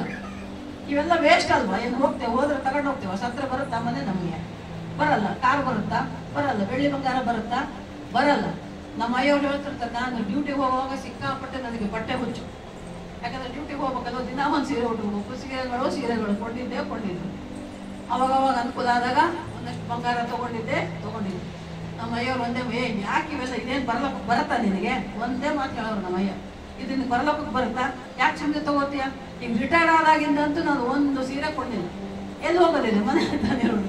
ವಾರಕ್ಕೊಂದ್ಸಲ ಸಭೆಗೆ ಹೋಗ್ತೇವೆ, ಎಲ್ಲರೂ ಮೀಟಿಂಗ್ ಇದ್ರೆ ಹೋಗ್ತೇವೆ, ಇರೋವೇ ಉಟ್ಕೊಳ್ತೇವೆ. ಇನ್ನೇನಂದ್ರೆ ಇನ್ನೂ ಆಶ್ಚರ್ಯ ಅಂದ್ರೆ, ದೇವರು ನನ್ನ ಆಸೆಯನ್ನು ಯಾವ ರೀತಿ ತೀರಿಸ್ತಾ ಇದ್ದಾನೆ ಅಂದ್ರೆ, ಎಲ್ಲಾದ್ರೂ ಹೋದ್ರೆ ಬಂದ್ರೆ ನಮಗೆ ಅವರೇ ಗಿಫ್ಟ್ ಕೊಡ್ತಾ ಇದ್ದಾರೆ. ಸೀರೆಗಳು ಕೊಡ್ತಾರೆ ಕೆಲವರು. ಅವ್ರಿವ್ರು ಕೊಟ್ಟ ಗಿಫ್ಟ್ ಸೀರೆಗಳನ್ನೇ ಹೊಸ ಸೀರೆಗಳು ಅಂತ ಉಟ್ಕೊಳ್ತಾ ಇದ್ದೇನೆ. ನಿಜವಾಗ್ಲೂ ದೇವರಿಗೆ ಕೋಟಿ ಕೋಟಿ ಸ್ತೋತ್ರ. ನನ್ನ ಆಸೆಯನ್ನ ಹಾಗೇ ದೇವರು ನೆರವೇರಿಸ್ತಾ ಇದ್ದಾನೆ. ಒಂದು ಸೀರೆ ಕೊಟ್ಟು 2019 ರಿಟೈರ್ ಆಗಿದೆ ನಾನು. ಅಲ್ಲಿಂದ ಇಲ್ಲಿವರೆಗೆ ಏನೂ ಕೊಂಡಿಲ್ಲಮ್ಮ ನಾನು ನನಗಾಗಿ. ಇದ್ದದರಲ್ಲೇ ನಾವು ಮುಂದೆ ಸಾಗಿ ಹೋಗ್ತಾ ಇದ್ದೇವೆ. ಸೇವೆಗಾಗಿ ನಾವು ನಮ್ಮ ಆದಾಯವನ್ನು ಖರ್ಚು ಮಾಡ್ತಾ ಇದ್ದೇವೆ. ನಮಗಾಗಿ ನಾವು ಸ್ವಂತಕ್ಕಾಗಿ ಏನು ಮಾಡ್ತಾ ಇಲ್ಲ. ಏನು ಮಾಡಿದ್ದೇವೆ ಅಂದರೆ, ಅಕಸ್ಮಾತ್ ಸೀರಿಯಸ್ ಆಗಿ ಆಸ್ಪತ್ರೆಗೆ ಹೋದರೆ ಅದು ಟ್ರೀಟ್ಮೆಂಟಿಗೆ ಒಂದಷ್ಟು ಖರ್ಚು ಮಾಡ್ಕೊಂಡಿದ್ದೇವೆ ಹೊರತು ವೃಥಾ ನಾವು ಯಾವತ್ತೂ ಏನು ಖರ್ಚು ಮಾಡೋದಿಲ್ಲ. ಈಗ ಈಗ ಬೆಳಗ್ಗೆ ಬರ್ತಾ ನನ್ನ ಕರ್ಕೊಂಬರಕ್ಕೆ ಸೊಲವನಯ್ಯ ಬಂದಿದ್ರು, ಗೊತ್ತಿರ್ಬೇಕಲ್ಲ ನಿಮಗೆಲ್ಲ. ಎರಸಲೇಮ್ ಟೂರ್ ಬಗ್ಗೆ ಮಾತಾಡ್ತಾ ಇದ್ದೀವಿ. ನಾವು 30-40 ಸಾವಿರ ಇದ್ದಾಗಲೇ ನಾವು ಹೋಗೋಕ್ಕೆ ಪ್ರಯತ್ನ ಪಡ್ತೀವಿ. ಆದರೆ ಆಗಲಿಲ್ಲ. ನಾವು ಯಾವಾಗ ಹೋಗ್ಬೇಕು ಅನ್ಕೊಂಡಾಗೆಲ್ಲ ಅಲ್ಲಿ ಯುದ್ಧ ಆಗೋದು. ಇಸ್ರೇಲ್, ಇರಾನ್, ಇರಾಕ್ ಯುದ್ಧಗಳೇ ಆಗ್ತಾ ಇತ್ತು. ಇಸ್ರೇಲ್ಗೆ ಹೋಗೋಕ್ಕಾಗೇ ಇಲ್ಲ. ಹೋಲಿ ಲ್ಯಾಂಡ್ ಟೂರ್ ಹೋಗ್ಬೇಕು ಅನ್ಕೊಂಡ್ವಿ, ಆದರೆ ಹೋಗೋಕ್ಕಾಗಿಲ್ಲ. ಈಗ ಅದು 1,65,000 ಅಂತೆ ಒಬ್ಬರಿಗೆ. ಇನ್ನು ಚಿಕ್ಕ ಪುಟ್ಟ ಖರ್ಚು ಸೇರಿಸ್ಕೊಂಡ್ರೆ 2 ಲಕ್ಷ ಒಬ್ಬರಿಗೆ. ಈಗ ನಾವಿಬ್ಬರು ಗಂಡ ಹೆಂಡತಿ ಹೋಗ್ಬೇಕಂದ್ರೆ 4 ಲಕ್ಷ. ಅಯ್ಯೋ ಬೇಡ ಅಯ್ಯ, 4 ಲಕ್ಷ ಸುಮ್ಮನೆ ವೇಸ್ಟು. ಆ 4 ಲಕ್ಷ ಇದ್ರೆ ನಾವು ನಮ್ಮ ಹಳ್ಳಿ ಸೇವೆಗಳಲ್ಲಿ ಒಂದೊಂದು ಹಳ್ಳಿಯಲ್ಲಿ ಒಂದೊಂದು ಚಿಕ್ಕ ಪುಟ್ಟ ಸಭೆಗಳನ್ನ, ಮಂದಿರಗಳನ್ನೇ ಕಟ್ಟಬಹುದು ನಾವು, ಅಲ್ವಾ? ಆ ಥರ ಅಂದ್ಕೊಂಡು ಸುಮ್ಮನೆ ಸತ್ಯ. ನಾವು ಲಕ್ಷಗಟ್ಟಲೆ ಇಟ್ಟು ಹೋಗೋದೇನು? ಯೇಸು ಸ್ವಾಮಿ ಎಲ್ಲಿದ್ದಾನೆ? ನಮ್ಮಲ್ಲೇ ಇದ್ದಾನೆ ತಾನೆ? ನಮ್ಮಲ್ಲೇ ಇದ್ದಾನಲ್ಲ ಯೇಸು ಸ್ವಾಮಿ. ಇನ್ನೇನು ಅಲ್ಲಿ ಹೋಗೋದು? ಏನೋ ಮುಂದೆ ಇನ್ನೂ ಆಯುಷ್ ಇದ್ರೆ, ಆರೋಗ್ಯ ಇದ್ರೆ, ದೇವರ ಚಿತ್ತ ಇದ್ರೆ ಆತ ಕರ್ಕೊಂಡು ಹೋದ್ರೆ ಹೋಗಿ ಬರ್ತೀವಿ. ನಾವು ಹೋಗ್ಲೇಬೇಕು ಅಂತ ಏನು ಇಲ್ಲ ಮಕ್ಕಳಿಗೆ. ಅಂದ್ರೆ ಕಷ್ಟಪಟ್ಟು ದುಡಿದ ದುಡ್ಡನ್ನ ವೃಥಾ ಖರ್ಚು ಮಾಡೋದಕ್ಕೆ ಮನಸ್ಸು ಒಪ್ಪೋದಿಲ್ಲ. ನಾವು ಒಂದು 10 ರೂಪಾಯಿ ಖರ್ಚು ಮಾಡ್ಬೇಕಂದ್ರೆ ಕೂಡ ಒಂದು 10 ಸಲ ಯೋಚನೆ ಮಾಡ್ತೀವಿ. ನಾನಾಗಲಿ, ನಮ್ಮ ಅಯ್ಯ ಆಗಲಿ. ಅರ್ಥ ಆಯ್ತಮ್ಮ? ನಮ್ಮ ಅಯ್ಯವ್ರು ಈಗಲೂ ಕೂಡ ಬೆಂಗಳೂರಲ್ಲಿ ಒಂದು ಕಡೆಯಿಂದ ಒಂದು ಕಡೆ ಹೋಗ್ಬೇಕು ಅಂದ್ರೆ 2 ವೀಲರಲ್ಲಿ ಹೋಗ್ತಾರೆ, ಇಲ್ಲ ಅಂದ್ರೆ ಸಿಟಿ ಬಸ್ಸಲ್ಲೇ ಓಡಾಡ್ತಾರೆ. ಒಂದು ದಿನ ಬಸ್ ಪಾಸ್ ತಗೊಂಡು ಎಲ್ಲೆಲ್ಲಿ ಹೋಗ್ಬೇಕು ಅಲ್ಲೆಲ್ಲಿ ಹೋಗಿ ಬಂದ್ಬಿಡ್ತಾರೆ. ನಾನಾದ್ರೆ ಬಸ್ ಏರಿ ಹಿಡಿಯೋದು ಕಷ್ಟ ಆಗುತ್ತೆ ಅಂತ ನಾನು ಹೋದ್ರೇ ಆಟೋ ಕ್ಯಾಬ್ ಮಾಡ್ಕೊಂಡು ಹೋಗೋದು. ಇಲ್ಲ, ಯಾಕೆ ಸುಮ್ಮನೆ ದುಡ್ಡು ಅಂತ. ನೀವು ನಾನು ಹೇಳ್ತೀನಿ ಅವ್ರಿಗೂ ಕೂಡ, ನೀವು ಹೋಗ್ರಿ ಕ್ಯಾಬ್ ಬುಕ್ ಮಾಡ್ತಾನೆ ಓಲಾನಲ್ಲಿ, ಬೇಡ ಬೇಡಮ್ಮ, ಯಾಕೆ ಸುಮ್ಮನೆ ದುಡ್ಡು ಅಷ್ಟೊಂದು ದುಡ್ಡು ಯಾಕೆ, ಬಸ್ ಪಾಸ್ ತಗೊಂಡು ಆರಾಮಾಗಿ ಹೋಗಿ ಬರ್ತೀನಿ ಅಂತಾರೆ. ಅಂದರೆ ಮಕ್ಕಳೇ, ನಾವು ದೇವರ ರಾಜ್ಯಕ್ಕಾಗಿ, ನೀತಿಗಾಗಿ ತವಕ ಪಡಬೇಕೇ ಹೊರತು ಈ ಲೋಕದ ವಸ್ತುಗಳಿಗೆ, ಆಸೆಗಳಿಗೆ ಅಲ್ಲ. ಈ ಇತ್ತೀಚಿನ ದಿನಗಳಲ್ಲಿ ನೋಡ್ತಾ ಇದ್ದೇವೆ, ವಿಶ್ವಾಸಿಗಳು, ಕೆಲವೊಬ್ಬರು ಸೇವಕರು ಕೂಡ ಲೋಕದ ಆಸೆಗೆ, ಹಣದ ಆಸೆಗೆ, ಶರೀರದ ಆಸೆಗೆ ಬಿದ್ದು ಹೋಗ್ತಾ ಇದ್ದಾರೆ, ಹಿಂಜಾರಿ ಹೋಗ್ತಾ ಇದ್ದಾರೆ. ಎಷ್ಟೋ ವಿಶ್ವಾಸಿಗಳು ಬರ್ತಾರೆ, ಪ್ರಾರ್ಥನೆ ಮಾಡಿಸ್ಕೊಳ್ತಾರೆ, ಅದ್ಭುತಗಳನ್ನು ಅನುಭವಿಸ್ತಾರೆ, ಮತ್ತೆ ನಿರಂತರವಾಗಿ ದೇವರ ಹತ್ರ ಬರಲ್ಲ, ಮತ್ತೆ ಲೋಕದಲ್ಲಿ ಬಿದ್ದು ಹೋಗ್ಬಿಡ್ತಾರೆ. ಅದಕ್ಕೆ ಈ ದಿನ ದೇವರ ವಾಕ್ಯ ನಿಮ್ಮಲ್ಲಿ ಕೂಡ ಯಾರ್ಯಾರು ಇನ್ನು ಯೇಸುಸ್ವಾಮಿನ ನಂಬಿದ್ರು ಕೂಡ ಪಂಚಾಂಗಗಳು, ಅಮಾವಾಸ್ಯ ಹುಣ್ಣಿಮೆಗಳು, ಬೆಕ್ಕಡ್ಡ ಬಂತು, ಅದಾಯಿತು ಇದಾಯಿತು ಅನ್ನುವ ಆಲೋಚನೆಗಳು ಏನಾದರೂ ನಿಮ್ಮ ತಲೆಗಳಲ್ಲಿ ಇದ್ದರೆ ಅದನ್ನ ಮೊದಲು ತೆಗೆದು ಹಾಕಿ. ದೇವರ ದೃಷ್ಟಿಯಲ್ಲಿ ಎಲ್ಲಾ ದಿನ, ಎಲ್ಲಾ ಸಮಯ ಒಳ್ಳೆಯದೇ. ನಮ್ಮ ಮಗನ ಮದುವೆ ನಾವು ಸಂಕ್ರಾಂತಿ ಅಮಾವಾಸ್ಯೆ ಜನವರಿ 13ನೇ ತಾರೀಕು ಮಾಡಿದ್ದೆ. ಅಯ್ಯೋ, ಅಮಾವಾಸ್ಯೆ ಆಯ್ತು, ಏನ್ ಮೇಡಮ್ ನೀವು ಮದುವೆ ಇಟ್ಕೊಂಡ್ರೆ ನಮ್ಗೆ ಅಮಾವಾಸ್ಯೆ ಮಾಡಿ ಲೆಕ್ಕ ಏನಪ್ಪ, ನಮ್ಗೆ ಯಾವಾಗ ಅನುಕೂಲ ಆಗುತ್ತೋ ಅವಾಗೆ ಮಾಡ್ಕೊಳ್ಳೋದು ನಾವು ಕಾರ್ಯಕ್ರಮಗಳು. ಸೆಕೆಂಡ್ ಸಾಟರ್ಡೆ ಸಂಡೇ ಬಂತು, ಮಾಡ್ಬಿಟ್ಟಿವಿ. ಬರೋವ್ರಿಗೆ ಅನುಕೂಲ ಅಲ್ವಾ, ಬಂದು ಹೋಗೋರಿಗೆ ರಜೆ ಸಿಕ್ತು, ಗೌರ್ಮೆಂಟ್ ಸರ್ವೆಂಟ್ಸ್ಗೆಲ್ಲ ಅಂತ ಮಾಡ್ಬಿಟ್ವಿ ನಾವು. ಬಳ್ಳಾರಿಯಲ್ಲಿ ಮನೆ ಕಟ್ಟಿದ್ವಿ, ದೀಪಾವಳಿ ಅಮಾವಾಸ್ಯ ದಿನನೇ ನಮ್ಮ ಮನೆ ಬುನಾದಿ ಕಾರ್ಯ ಶುರುವಾಯಿತು. ರಾತ್ರಿ ಕಾಂಟ್ರಾಕ್ಟರ್ ಮಾತಾಡ್ಕೊಂಡು ಹೋಗಿದ್ದಾನೆ, ಬೆಳಗ್ಗೆ ಬಂದು ಶುರು ಮಾಡಕ್ಕೆ ಮನೆ ಕೆಲಸ ಅಂದ್ವಿ. ಆತ ರಾತ್ರಿ ಮನೆಗೆ ಹೋಗಿ 11 ಗಂಟೆಗೆ ಫೋನ್ ಮಾಡ್ಯಾರ. ಅಯ್ಯೋ ಮೇಡಮ್ ಸರ್, ನಾಳೆ ಅಮಾವಾಸ್ಯೆ ಇರ್ತಲ್ಲ ಸರ್, ದೀಪಾವಳಿ ಅಮಾವಾಸ್ಯೆ, ನೀವು ನೋಡಿದ್ರೆ ಬುನಾದಿ ಪೂಜೆ ಮಾಡಂದ್ರೆ. ಅಪ್ಪ ನಮ್ಗೆ ಬುನಾದಿ ಪೂಜೆ ಗೀಜೆ ಅಂತ ಏನಿಲ್ಲ, ನಾವು ಪ್ರೇಯರ್ ಮಾಡ್ತೀವಿ, ಸ್ಟಾರ್ಟ್ ಮಾಡ್ತೀವಿ, ನೀನು ಬಾರಪ್ಪ, ನಾವು ಪ್ರಾರ್ಥನೆ ಮಾಡ್ತೀವಿ, ನಿನ್ನ ಕೆಲಸ ಶುರು ಮಾಡು. ಯಾಕೆ ಹೇಳ್ತಾ ಇದ್ದೀನಿ ಅಂದರೆ, ಈಗಲೂ ಕೂಡ ಕೆಲವರು ಯೇಸು ಸ್ವಾಮಿನ ನಂಬಿದರೂ ಕೂಡ ಮತ್ತೆ ಏನಾದರೂ ಶುಭ ಕಾರ್ಯಗಳು ಮಾಡಬೇಕಂದ್ರೆ ಅಮಾವಾಸ್ಯೆ, ಹುಣ್ಣಿಮೆ, ಮೂಢನಂಬಿಕೆಗಳಲ್ಲೇ ಇದ್ದಾರೆ ಇನ್ನೂ ಕೂಡ. ಅದೇನು ಇಲ್ಲಮ್ಮ, ನಮಗೆ ಎಲ್ಲ ದಿನ ಎಲ್ಲ ಸಮಯ ಒಂದೇ. ಯಾಕೆ? ನಮ್ಮ ದೇವರು ಒಳ್ಳೆಯ ದೇವರು, ಒಳ್ಳೆಯದನ್ನೇ ಮಾಡುವವನು. ಹಲ್ಲೆಲೂಯಾ. ನಮ್ಮ ದೇವರು ಯಾರು? ಒಳ್ಳೆಯ ದೇವರು, ಒಳ್ಳೆಯದನ್ನೇ ಮಾಡ್ತಾರೆ. ಕೆಟ್ಟದ್ದು ಯಾವಾಗ ಸಾಧ್ಯ ಇಲ್ಲ. ಕೆಟ್ಟದ್ದು ನಿನಗೆ ನೀನೇ ಮಾಡಿಕೊಳ್ತೀಯ, ನಿನಗೆ ನೀನೇ ಮಾಡ್ಕೊಳ್ತೀಯ. ಕೆಟ್ಟದ್ದು ಕುಡಿದು ಲಿವರ್ ಫೇಲ್ ಆದ್ರೆ ಏನು ಎಸಂಪ ಹೇಳಿದ ಕುಡಿದು ಲಿವರ್ ಹೋಗೋದು ಹಾಳು ಮಾಡ್ಕೊ ಅಂತ ಅಲ್ವಾ? ಗುಟ್ಕ ತಿಂದು ಏನು ಗಂಟ್ಲು ಕ್ಯಾನ್ಸರ್ ಬಂತು, ದೇವ್ರು ಹೇಳಿದ್ರೆ ನೀವು ಗುಟ್ಕ ತಿನ್ನಪ್ಪ, ತಿಂದು ರೋಗ ತಂದ್ಕೊಳಪ್ಪ ಅಂತ ಹೇಳಿದ್ನ? ಇಲ್ಲ ತಾನೇ? ಜಗಳ ಆಡ್ತೀರ. ಜಗಳ ಆಡಿ ಎಷ್ಟೋ ಕ್ರೈಸ್ತ ಕುಟುಂಬಗಳಲ್ಲಿ ಕೂಡ ಈ ದಿನಗಳಲ್ಲಿ ನಾವು ನೋಡ್ತಾ ಇದ್ದೇವೆ ಡೈವೋರ್ಸ್ಗಳು. ಎಷ್ಟು ನನಗಂತೂ ಕೇಳಿದ್ರೆ ಅಸಹ್ಯ ಆಗುತ್ತೆ, ಸಿಟ್ಟು ಬರುತ್ತೆ. ಯಾಕೆ? ಮದುವೆ ಮಾಡುವಾಗಲೇ ದೇವರು ವಾಗ್ದಾನಗಳು ಮಾಡುವಾಗಲೇ ಹೇಳ್ತಾರೆ, ದೇವರು ಜೊತೆಪಡಿಸಿದ್ದನ್ನ ಮನುಷ್ಯರು ಅಗಲಿಸಬಾರದು ಅಂತ ಹೇಳ್ತಾರೆ. ಆದ್ರೆ ಮನುಷ್ಯರೇ ಅಗಲಿಸ್ತಾ ಇರೋದಲ್ಪ.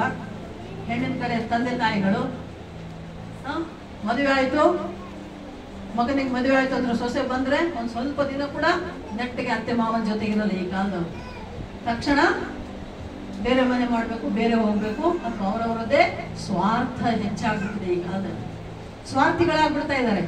ಆದ್ರೆ ನಾವು ದೇವರ ಮಕ್ಕಳು, ಯೇಸಪ್ಪನ ಮಕ್ಕಳು ನಿಸ್ವಾರ್ಥಿಗಳಾಗಿರಬೇಕು. ನಿಸ್ವಾರ್ಥವಾದ ಪ್ರೇಮ ಪ್ರೀತಿ ಹೊಂದಿರಬೇಕು. ಕ್ರಿಸ್ತನ ಪ್ರೀತಿ. ಕ್ರಿಸ್ತನೇ ಸ್ವಾರ್ಥಿಯಾಗಿದ್ದರೆ ಪರಲೋಕದಿಂದ ಭೂಲೋಕಕ್ಕೆ ಬರ್ತಿದ್ನ? ಎಲ್ಲ ಜನರ, ಎಲ್ಲ ಜಾತಿ ಜನರ ಹತ್ತಿರ, ಎಲ್ಲ ಗ್ರಾಮಗಳು ತಿರುಗಿ, ಊರು ತಿರುಗಿ, ಮನೆ ತಿರುಗಿ ಸುವಾರ್ಥ ಸೇವೆ, ಪರಲೋಕದ ಜ್ಞಾನವನ್ನು ನೀಡಿ, ಎಲ್ಲಾ ತರದ ರೋಗಿಗಳನ್ನ ಹತ್ತಿರ ಹೋಗಿ ಮುಟ್ಟಿ ಸ್ವಸ್ಥಪಡಿಸಿ ಆತನು ಪರಲೋಕಕ್ಕೆ ನೀವು ಬರ್ರಿ ಅಂತ ಹೇಳ್ತಾ ಇದ್ನ? ತಾನೊಬ್ಬನೇ ಹಾಯಾಗಿರ್ಬೋದಲ್ಲ ಪರಲೋಕದಲ್ಲಿ, ನಮ್ಮನ್ನೆಲ್ಲ ಯಾಕೆ ಕರೆಯಕ್ಕೆ ಬರ್ಬೇಕಿತ್ತು ಯೇಸಪ್ಪ? ನಿಸ್ವಾರ್ಥಿ ಯೇಸು ಸ್ವಾಮಿ, ನಿಸ್ವಾರ್ಥಿ. ಆತನ ಪ್ರೇಮ ಶಾಶ್ವತವಾದ ಪ್ರೇಮ. ಆ ಪ್ರೇಮವನ್ನು ತೋರಿಸುವುದಕ್ಕೆ ಪರಲೋಕದಿಂದ ಭೂಲೋಕಕ್ಕೆ ನರಮಾನವನಾಗಿ ಬಂದ.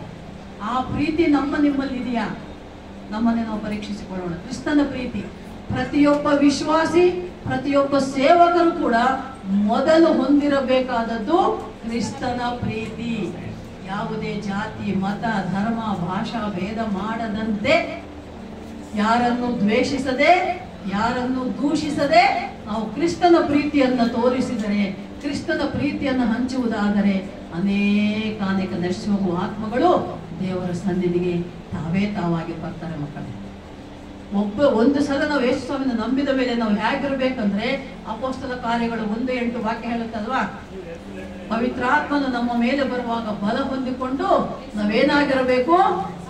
ಸಾಕ್ಷಿಗಳಾಗಿರಬೇಕು. ನಮ್ಮ ಸಾಕ್ಷಿ ಜೀವಿತವೇ ಇತರರನ್ನ, ಅನ್ಯರನ್ನ ಆಕರ್ಷಿಸಬೇಕು ಯೇಸುವಿನ ಕಡೆಗೆ. ನಮ್ಮ ಜೀವಿತ ಅದೇ ಆಗಿದೆ. ನಮ್ಮ ಸಾಕ್ಷಿ ಜೀವಿತ ಮತ್ತು ನಾವು ತೋರುವ ಕ್ರಿಸ್ತನ ಪ್ರೀತಿ ಸಾವಿರಾರು ಆತ್ಮಗಳನ್ನ ದೇವರಲ್ಲಿ, ಕ್ರಿಸ್ತನಲ್ಲಿ ತರುವುದಕ್ಕೆ, ರಕ್ಷಣೆಯಲ್ಲಿ ತರುವುದಕ್ಕೆ ಸಾಧ್ಯವಾಗಿದೆ ಮಕ್ಕಳೇ. ಅದೇ ಇಲ್ಲಿ ವಾಕ್ಯ ಹೇಳ್ತಾ ಇರೋದು, ನಾವು ಓದಿದಂಥ ವಾಕ್ಯ ಭಾಗದಲ್ಲಿ, ಈ ಲೋಕದ ವಸ್ತುಗಳ ಮೇಲೆ ನೀವು ಇಚ್ಛೆ ಪಡಬೇಡಿರಿ, ಲಕ್ಷಿಸಬೇಡಿರಿ. ಲಕ್ಷ್ಯ ಕೊಡೋದಂದ್ರೇನು? ಇಂಟ್ರೆಸ್ಟ್ ತೋರಿಸೋದು, ಇಷ್ಟಪಡೋದು ಅಲ್ವಾ? ಇಷ್ಟಪಡಬೇಡ್ರಿ, ಲಕ್ಷ್ಯ ಕೊಡಬೇಡ್ರಿ, ಇಂಟ್ರೆಸ್ಟ್ ತೋರಿಸ್ಬೇಡ್ರಿ. ಅವು ಯಾವುವು ಶಾಶ್ವತವಾದವುಗಳಲ್ಲ. ಈ ಲೋಕದಲ್ಲಿ ನಾವು ಉಸಿರಿರೋವರೆಗೆ, ಬದುಕಿರೋವರೆಗೆ ಬಳಸುವುದಕ್ಕೆ, ಜೀವಿಸುವುದಕ್ಕೆ ದೇವರು ಒದಗಿಸಿಕೊಟ್ಟಂತಹ ಸೌಲಭ್ಯಗಳು ಅಷ್ಟೇ. ಅವು ಶಾಶ್ವತ ಅಲ್ಲ. ಈಗ ವಾಷಿಂಗ್ ಮೆಷಿನ್ ತರ್ತಾರೆ, ಎಷ್ಟು ದಿನ ಇರುತ್ತೆ? ಒಂದಲ್ಲ ಕೆಟ್ಟ ಹೋಗ್ಬಿಡ್ತದೆ ಅಲ್ವಾ? ಫ್ರಿಜ್ಜು ಒಂದಲ್ಲ ಕೆಟ್ಟದೆ, ಕೆಟ್ಟ 1000 ಗಟ್ಟಲೆ ಕೊಡ್ಬೇಕು ರಿಪೇರಿ. ನಾವು ನಮ್ಮದಂತೂ ಇನ್ನೂ ವಿಚಿತ್ರ ನಮ್ಮ ಜೀವನ. ಬಳ್ಳಾರಿಯಲ್ಲ ಒಂದು ಸ್ವಲ್ಪ ದಿನ ಇರ್ತೇವೆ, ಬೆಂಗಳೂರಲ್ಲಿ ಒಂದು ಸ್ವಲ್ಪ ದಿನ ಇರ್ತೇವೆ. ಇಲ್ಲಿ ನಾವು ಹೋಗುವಾಗ ಸುಮ್ಮನೆ ಕರೆಂಟ್ ವೇಸ್ಟ್ ಯಾಕೆ ಅಂತ ನಾನು ಏನು ಮಾಡಿದ್ದೆ, ಒಂದ್ಸಲ ಫ್ರಿಜ್ ಎಲ್ಲ ಖಾಲಿ ಮಾಡಿ, ಬೆಂಗಳೂರು ಮನೆ ಫ್ರಿಜ್, ದೊಡ್ಡ ಫ್ರಿಜ್ ತಂದಿದ್ದಾರೆ 3 ಡೋರಿಂದ. ಎಲ್ಲರೂ ಇದ್ದಾಗ, ಮಕ್ಕಳು ಮೊಮ್ಮಕ್ಕಳು ಎಲ್ಲ ಇದ್ದಾಗ ದೊಡ್ಡ ಫ್ರಿಜ್ ತಂದ್ಬಿಟ್ರು. ಈಗ ದಿಕ್ಕಿಗೆ ಒಬ್ರು ಹೋಗ್ಬಿಟ್ಟಾರೆ, ಇರೋದು ನಾವಿಬ್ಬರೇ. ಇಷ್ಟು ಯಾಕೆ ಸುಮ್ಮನೆ ಕರೆಂಟ್ ವೇಸ್ಟ್ ಅಂತ ಎಲ್ಲ ಕ್ಲೀನ್ ಮಾಡಿ ಸ್ವಿಚ್ ಆಫ್ ಮಾಡಿ ಹೋಗಿದ್ದೆ ಊರಿಗೆ, ಬಳ್ಳಾರಿಗೆ. ಅಲ್ಲಿ ಒಂದು ಸ್ವಲ್ಪ ಎರಡು ತಿಂಗಳಿತ್ತು. ಆಮೇಲೆ ಇಲ್ಲಿ ಬಂದಾಗ ಆನ್ ಮಾಡಿದ್ರೆ ಸ್ವಿಚ್ ಆನೇ ಆಗ್ತಿಲ್ಲ. ಇದೇನಪ್ಪ, ಏನು ಬಳಸ ಇಲ್ಲ, ಏನಾಯ್ತು ಇದಕ್ಕೆ? ಕರೆಸಿದ್ವಿ, ರಿಪೇರಿ ಮಾಡೋರು ಕರೆಸಿ ತೋರಿಸಿದ್ರೆ ಅವ್ರು, ನೋಡಿ ಮೇಡಮ್ ಅವರೇ, ನೀವು ಬಳಸ್ಲಿ ಬಿಡ್ಲಿ, ಇದು ಸ್ವಿಚ್ ಆಫ್ ಮಾಡಬಾರ್ದು ಮೇಡಮ್, ನೀವು ಸ್ವಿಚ್ ಆಫ್ ಮಾಡಿದ್ರೆ ಕೆಟ್ಟೋಗ್ತದೆ. ಅಯ್ಯೋ 4,000 ನಾವು ರಿಪೇರಿ ಇಟ್ಟು ಮಾಡಿಸಿದ್ದಾಯ್ತು.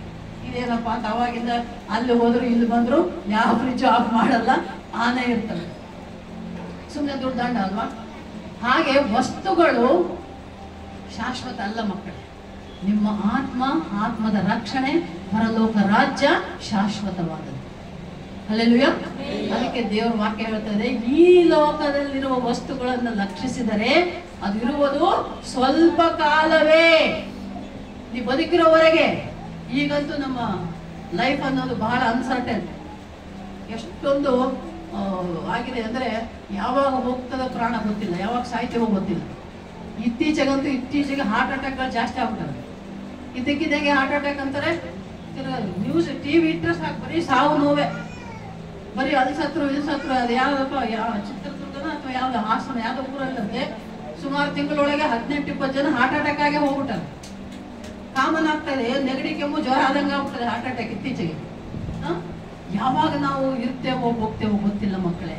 ಅದು ಇಲ್ಲಿರುವಂಥ ಅಶಾಶ್ವತವಾದ ವಸ್ತುಗಳ ಮೇಲೆ, ಅಶಾಶ್ವತವಾದ ಜೀವದ ಮೇಲೆ, ಅಶಾಶ್ವತವಾದ ಹೆಂಡತಿ ಮಕ್ಕಳು ಮನೆ ಆಸ್ತಿ ಅಂತಸ್ತು ಇದರ ಮೇಲೆ ನೀವು ಒಲವು ಪ್ರೀತಿ ಇಟ್ಟುಕೊಳ್ಳಬೇಡ್ರಿ.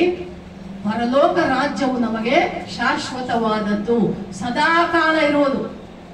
ನಾವಿರಲಿ ಬಿಡಲಿ, ಅಲ್ಲಿ ಮೇಲಣ ಲೋಕದಲ್ಲಿ ಪರಲೋಕ ರಾಜ್ಯ ಇದ್ದೇ ಇದೆ.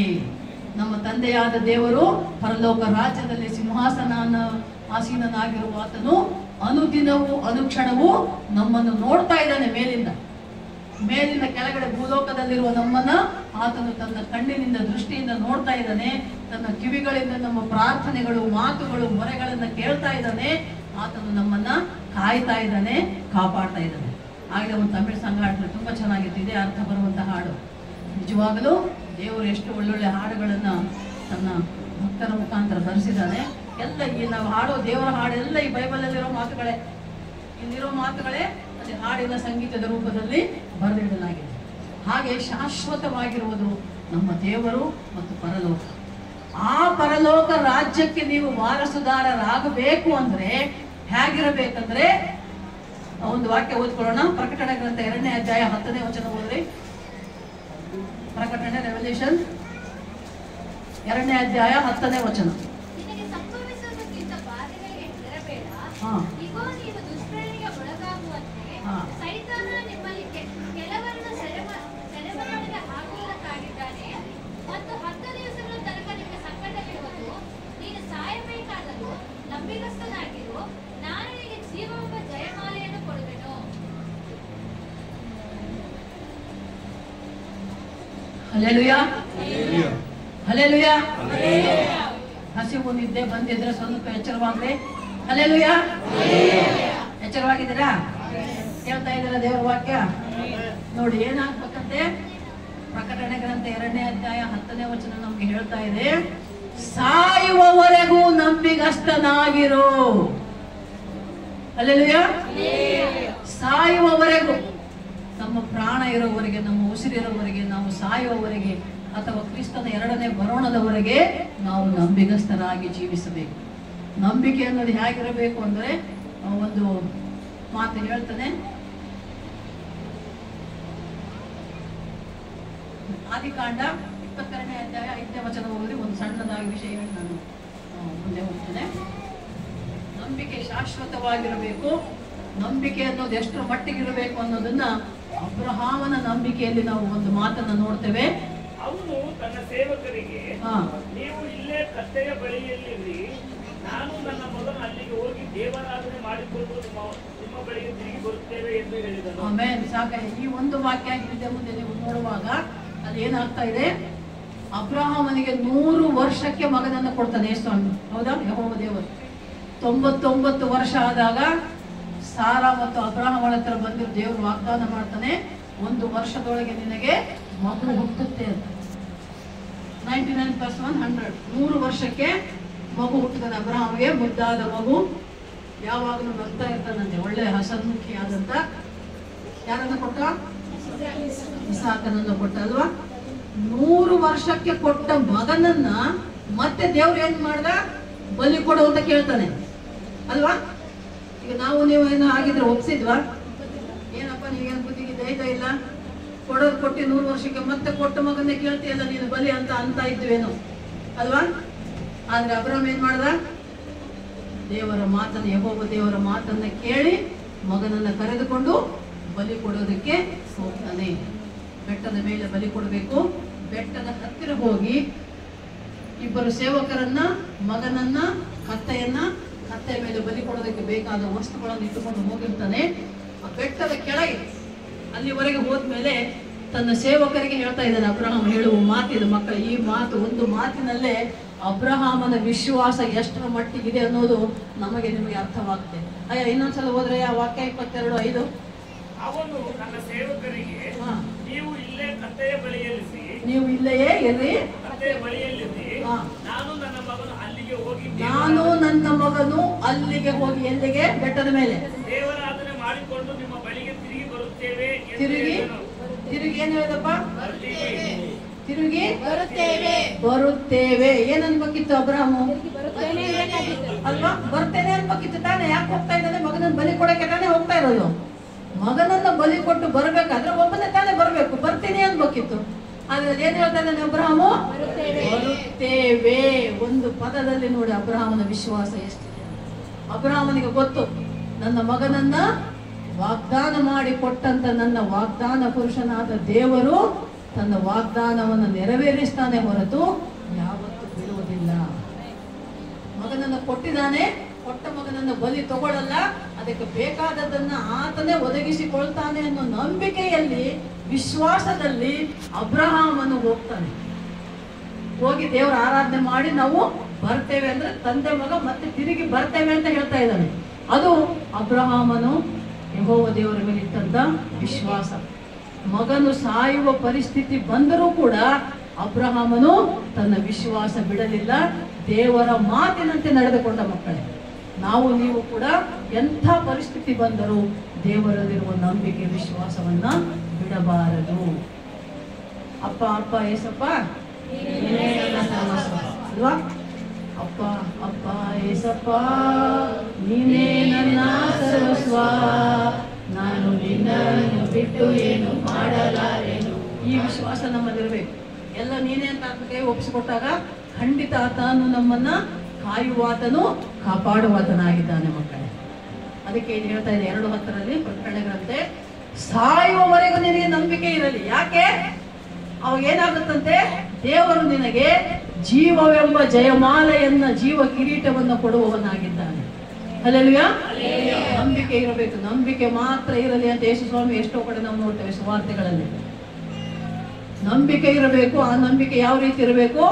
ಸಾಯುವವರೆಗೂ ಇರಬೇಕು. ಇದಕ್ಕೊಂದು ಸಣ್ಣ ಉದಾಹರಣೆ, ಒಂದು ಚಿಕ್ಕ ಒಂದು ಕಥೆಯನ್ನು ಹೇಳ್ತೇನೆ. ಒಂದು ನಡೆದಂತ ಘಟನೆ ಏನು ಅಂದ್ರೆ, ಒಬ್ಬ ಹುಡುಗ ಇದ್ದಂತೆ, 10 ವರ್ಷ. ಅವನಿಗೆ ಆರೋಗ್ಯ ಸರಿ ಇಲ್ಲ, ತುಂಬಾ ಅನಾರೋಗ್ಯದ ಸಮಸ್ಯೆಯಲ್ಲಿ ಆಸ್ಪತ್ರೆಗೆ ಹೋಗಿದ್ದಾರೆ.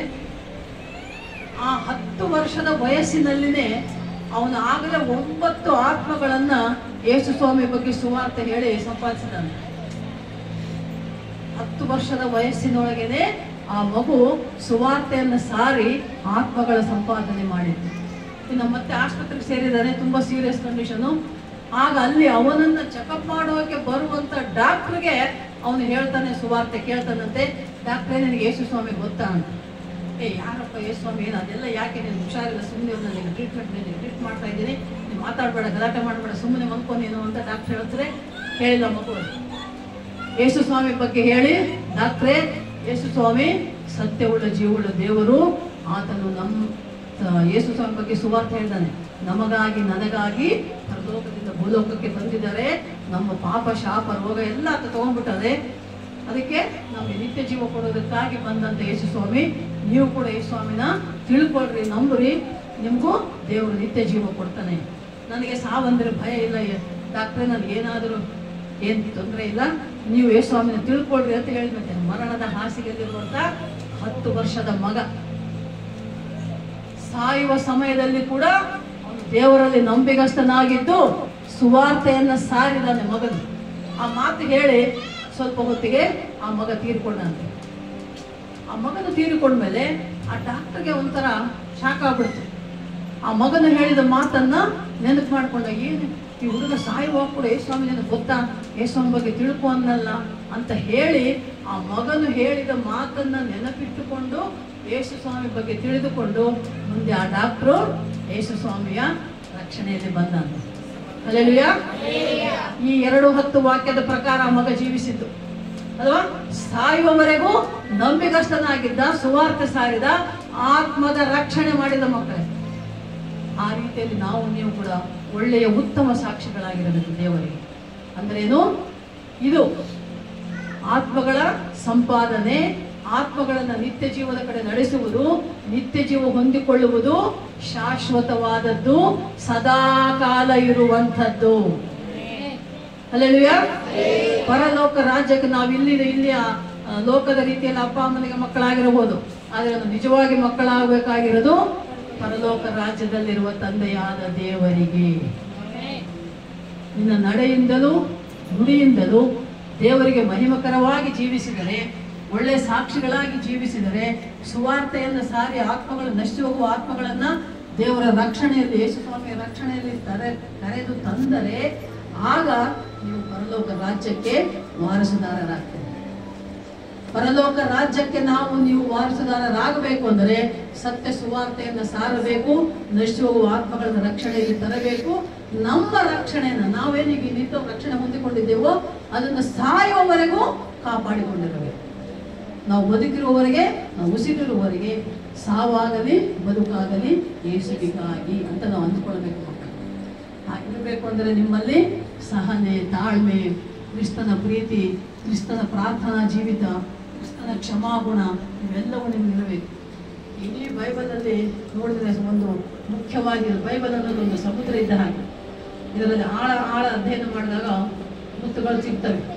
ಮುತ್ತಿನಂಥ 3 ಮಾತುಗಳು ನಾನು ನಿಮ್ಗೆ ಹೇಳೋಕೆ ಇಷ್ಟಪಡೋದು ಏನು ಅಂದರೆ, ಯೇಸುಸ್ವಾಮಿ ಹೇಳಿದ್ದು, ಒಬ್ಬರನ್ನೊಬ್ಬರು ಪ್ರೀತಿಸಿರಿ, ಒಬ್ಬರನ್ನೊಬ್ಬರು ಕ್ಷಮಿಸಿರಿ, ಒಬ್ಬರಿಗಾಗಿ ಒಬ್ಬರು ಪ್ರಾರ್ಥಿಸಿರಿ.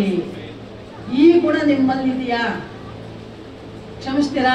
ಯಾರಾದ್ರೂ ನಿಮ್ಗೆ ತಪ್ಪು ಮಾಡಿದ್ರೆ, ಗಂಡ ಹೆಂಡತಿ ಸಂಸಾರದಲ್ಲಿ ತೆಗೆದುಕೊಂಡ್ರೆ, ಮನೆಯಲ್ಲಿ ಗಂಡ ಹೆಂಡತಿ ಮಧ್ಯೆ ಏನಾದರೂ ಸ್ವಲ್ಪ ಮಾತುಕತೆ ಆಗ್ಬಿಟ್ರೆ ಸೆಟ್ಕೊಂಡು ಹೆಣ್ಮಕ್ಳು ಏನು ಮಾಡ್ತಾರೆ, ಉಪವಾಸ ಊಟ ಮಾಡದೆ, ಅಡಿಗೆ ಮಾಡದೆ ಒದ್ಕೊಂಡು ಮಲ್ಕೊಂಡ್ಬಿಡ್ತಾರೆ ಅಲ್ವಾ? ಸಿಡುಕು ಜಾಸ್ತಿ, ಸೆಟ್ಕೊಳ್ಳೋದು ಜಾಸ್ತಿ. ಅದು ಇರಬಾರ್ದು ನಮ್ಮಲ್ಲಿ. ಒಂದ್ಸಲ ಈಗ ನಾನು ನಮ್ಮ ಅಯ್ಯವ್ರ ಮಧ್ಯೆ ಸ್ವಲ್ಪ ಮಾತುಕತೆ ಆದಾಗ, ನಾವು ಮನುಷ್ಯರೇ ತಾನೇ, ಸೇವಕರಾದ್ರೂ ಕೂಡ ನಾವು ಮನುಷ್ಯರೇ, ಒಂದೊಂದ್ಸಲ ಸಣ್ಣ ಪುಟ್ಟ ಕಿರಿಕಿರಿ ಆಗ್ತದೆ. ಅವಾಗ ಒಂದ್ಸಲ ಏನೋ ಹೀಗೆ ಮಾತಾಡುವಾಗ ನಮ್ಮ ಅಯ್ಯವ್ರಂದ್ರು, ಹಲ್ಲು ದುರ್ಸಿಬಿಡ್ತೀನಿ ಅಂತ. ನಾನಂದೆ, ಆಯ್ತಾಗ ಒಳ್ಳೇದು, ಸಂತೋಷ, ನನಗೆ ಹ್ಯಾಪಿ ಅಂದೆ. ನಾನು ಏನು ನಗ್ತಾ ಇದ್ದೆ, ನಾನು ನಗ್ತಂತ ಆಯ್ತು ಬಿಟ್ಟು ಒಳ್ಳೇದು, ನನಗೆ ಒಳ್ಳೇದು ಅಂದೆ. ಏನು ಹಲ್ಲು ದುರ್ಸಿದ್ರೆ ನಗ್ತೀಯಲ್ಲ ನೀನು? ಹೌದಪ್ಪ, ನನಗೆ ಬೆಳಿಗ್ಗೆ ಎದ್ದು ಹಲ್ಲು ಜೊ ತಪ್ಪಲ್ಲ ಅಲ್ವಾ?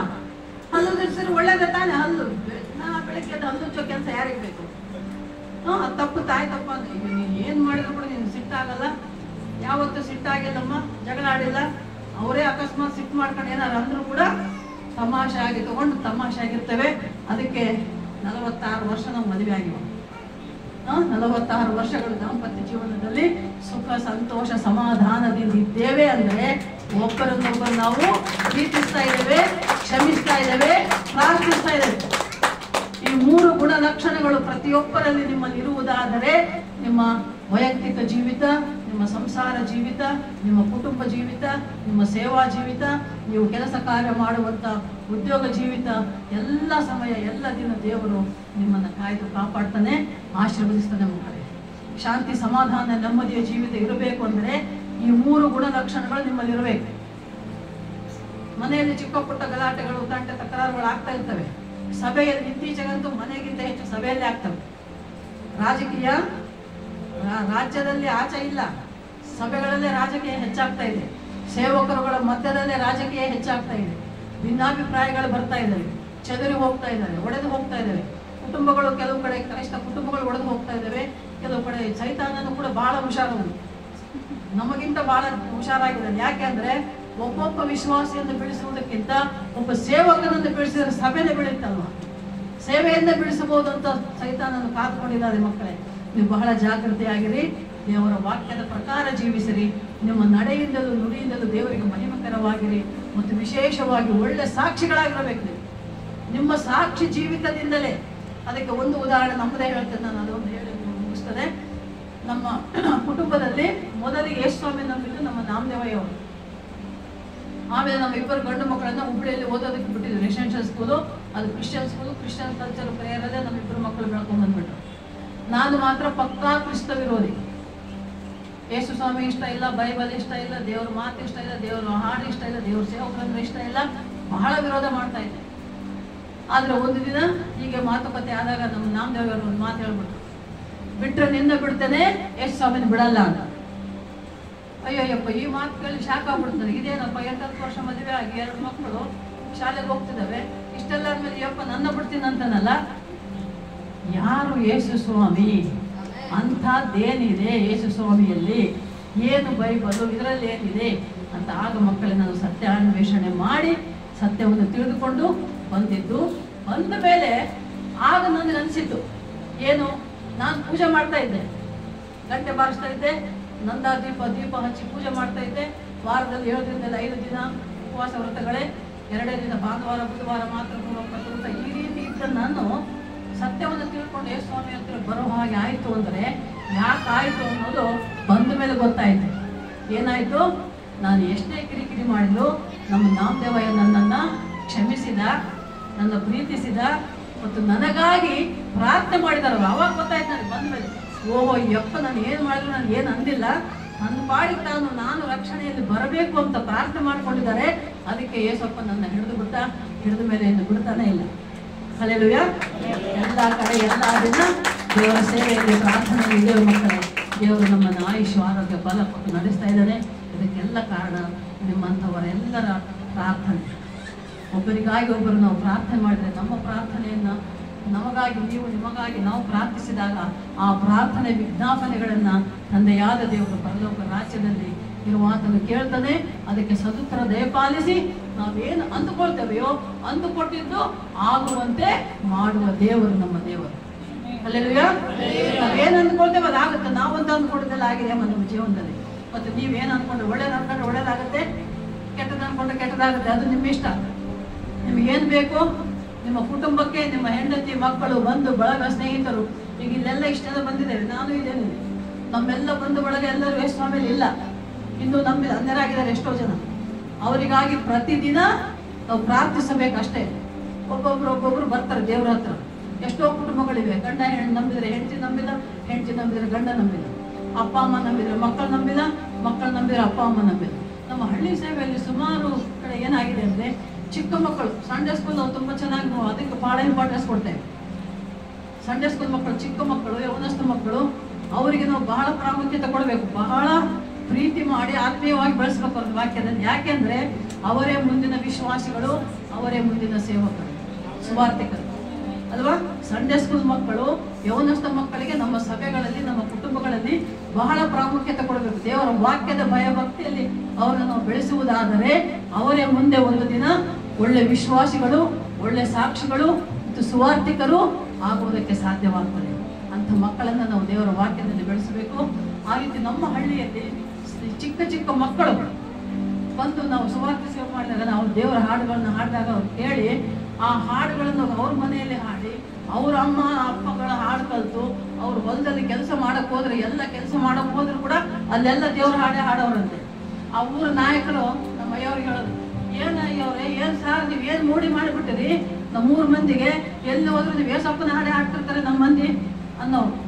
ಆ ರೀತಿ ಹಳ್ಳಿಯಲ್ಲಿ ಹಾಡುಗಳ ಮುಖಾಂತರ, ಮಕ್ಕಳ ಮುಖಾಂತರ ನಾವು ಸುವಾರ್ತೆ ಸೇವೆ ಮಾಡಿ ಆತ್ಮಗಳನ್ನು, ಕುಟುಂಬಗಳನ್ನ ಸಂಪಾದಿಸಿದ್ದೇವಮ್ಮ. ನಿಜವಾಗಲೂ ದೇವರು ಅದ್ಭುತಗಳು ಮಾಡ್ತಾ ಇದ್ದಾನೆ. ಒಂದೊಂದು ಗ್ರಾಮದ, ಒಂದೊಂದು ಕುಟುಂಬದಲ್ಲಿಯೂ ಕೂಡ ಅನೇಕ ಅದ್ಭುತಗಳನ್ನ ದೇವರು ಮಾಡಿದ್ದಾನೆ. ಆ ರೀತಿಯಲ್ಲಿ ಸಾವಿರಾರು ಆತ್ಮಗಳನ್ನು ಈ 1-3 ಅಂಶದಿಂದಲೇ ಕ್ರಿಸ್ತನ ಪ್ರೀತಿಯನ್ನ, ಕ್ರಿಸ್ತನ ಕ್ಷಮಾಗುಣವನ್ನ, ಕ್ರಿಸ್ತನ ಪ್ರಾರ್ಥನಾ ಜೀವಿತವನ್ನು ಹೊಂದಿಕೊಂಡು ನಾವು ಸೇವೆಯಲ್ಲಿ ಮುಂದೆ ಸಾಗಿ ಹೋಗ್ತಾ ಇದ್ದೇವೆ. ಅದಕ್ಕೆ ದೇವರು ಇನ್ನೂ ಕೂಡ ನಮ್ಮನ್ನು ಬದುಕಿಸಿಟ್ಟಿದ್ದಾನೆ, ಸಜೀವರ ಲೆಕ್ಕದಲ್ಲಿ ಇಟ್ಟಿದ್ದಾನೆ. ಅನೇಕ ಆತ್ಮಗಳನ್ನ ದೇವರ ರಾಜ್ಯಕ್ಕೆ ವಾರಸುದಾರರಾಗುವಲ್ಲಿ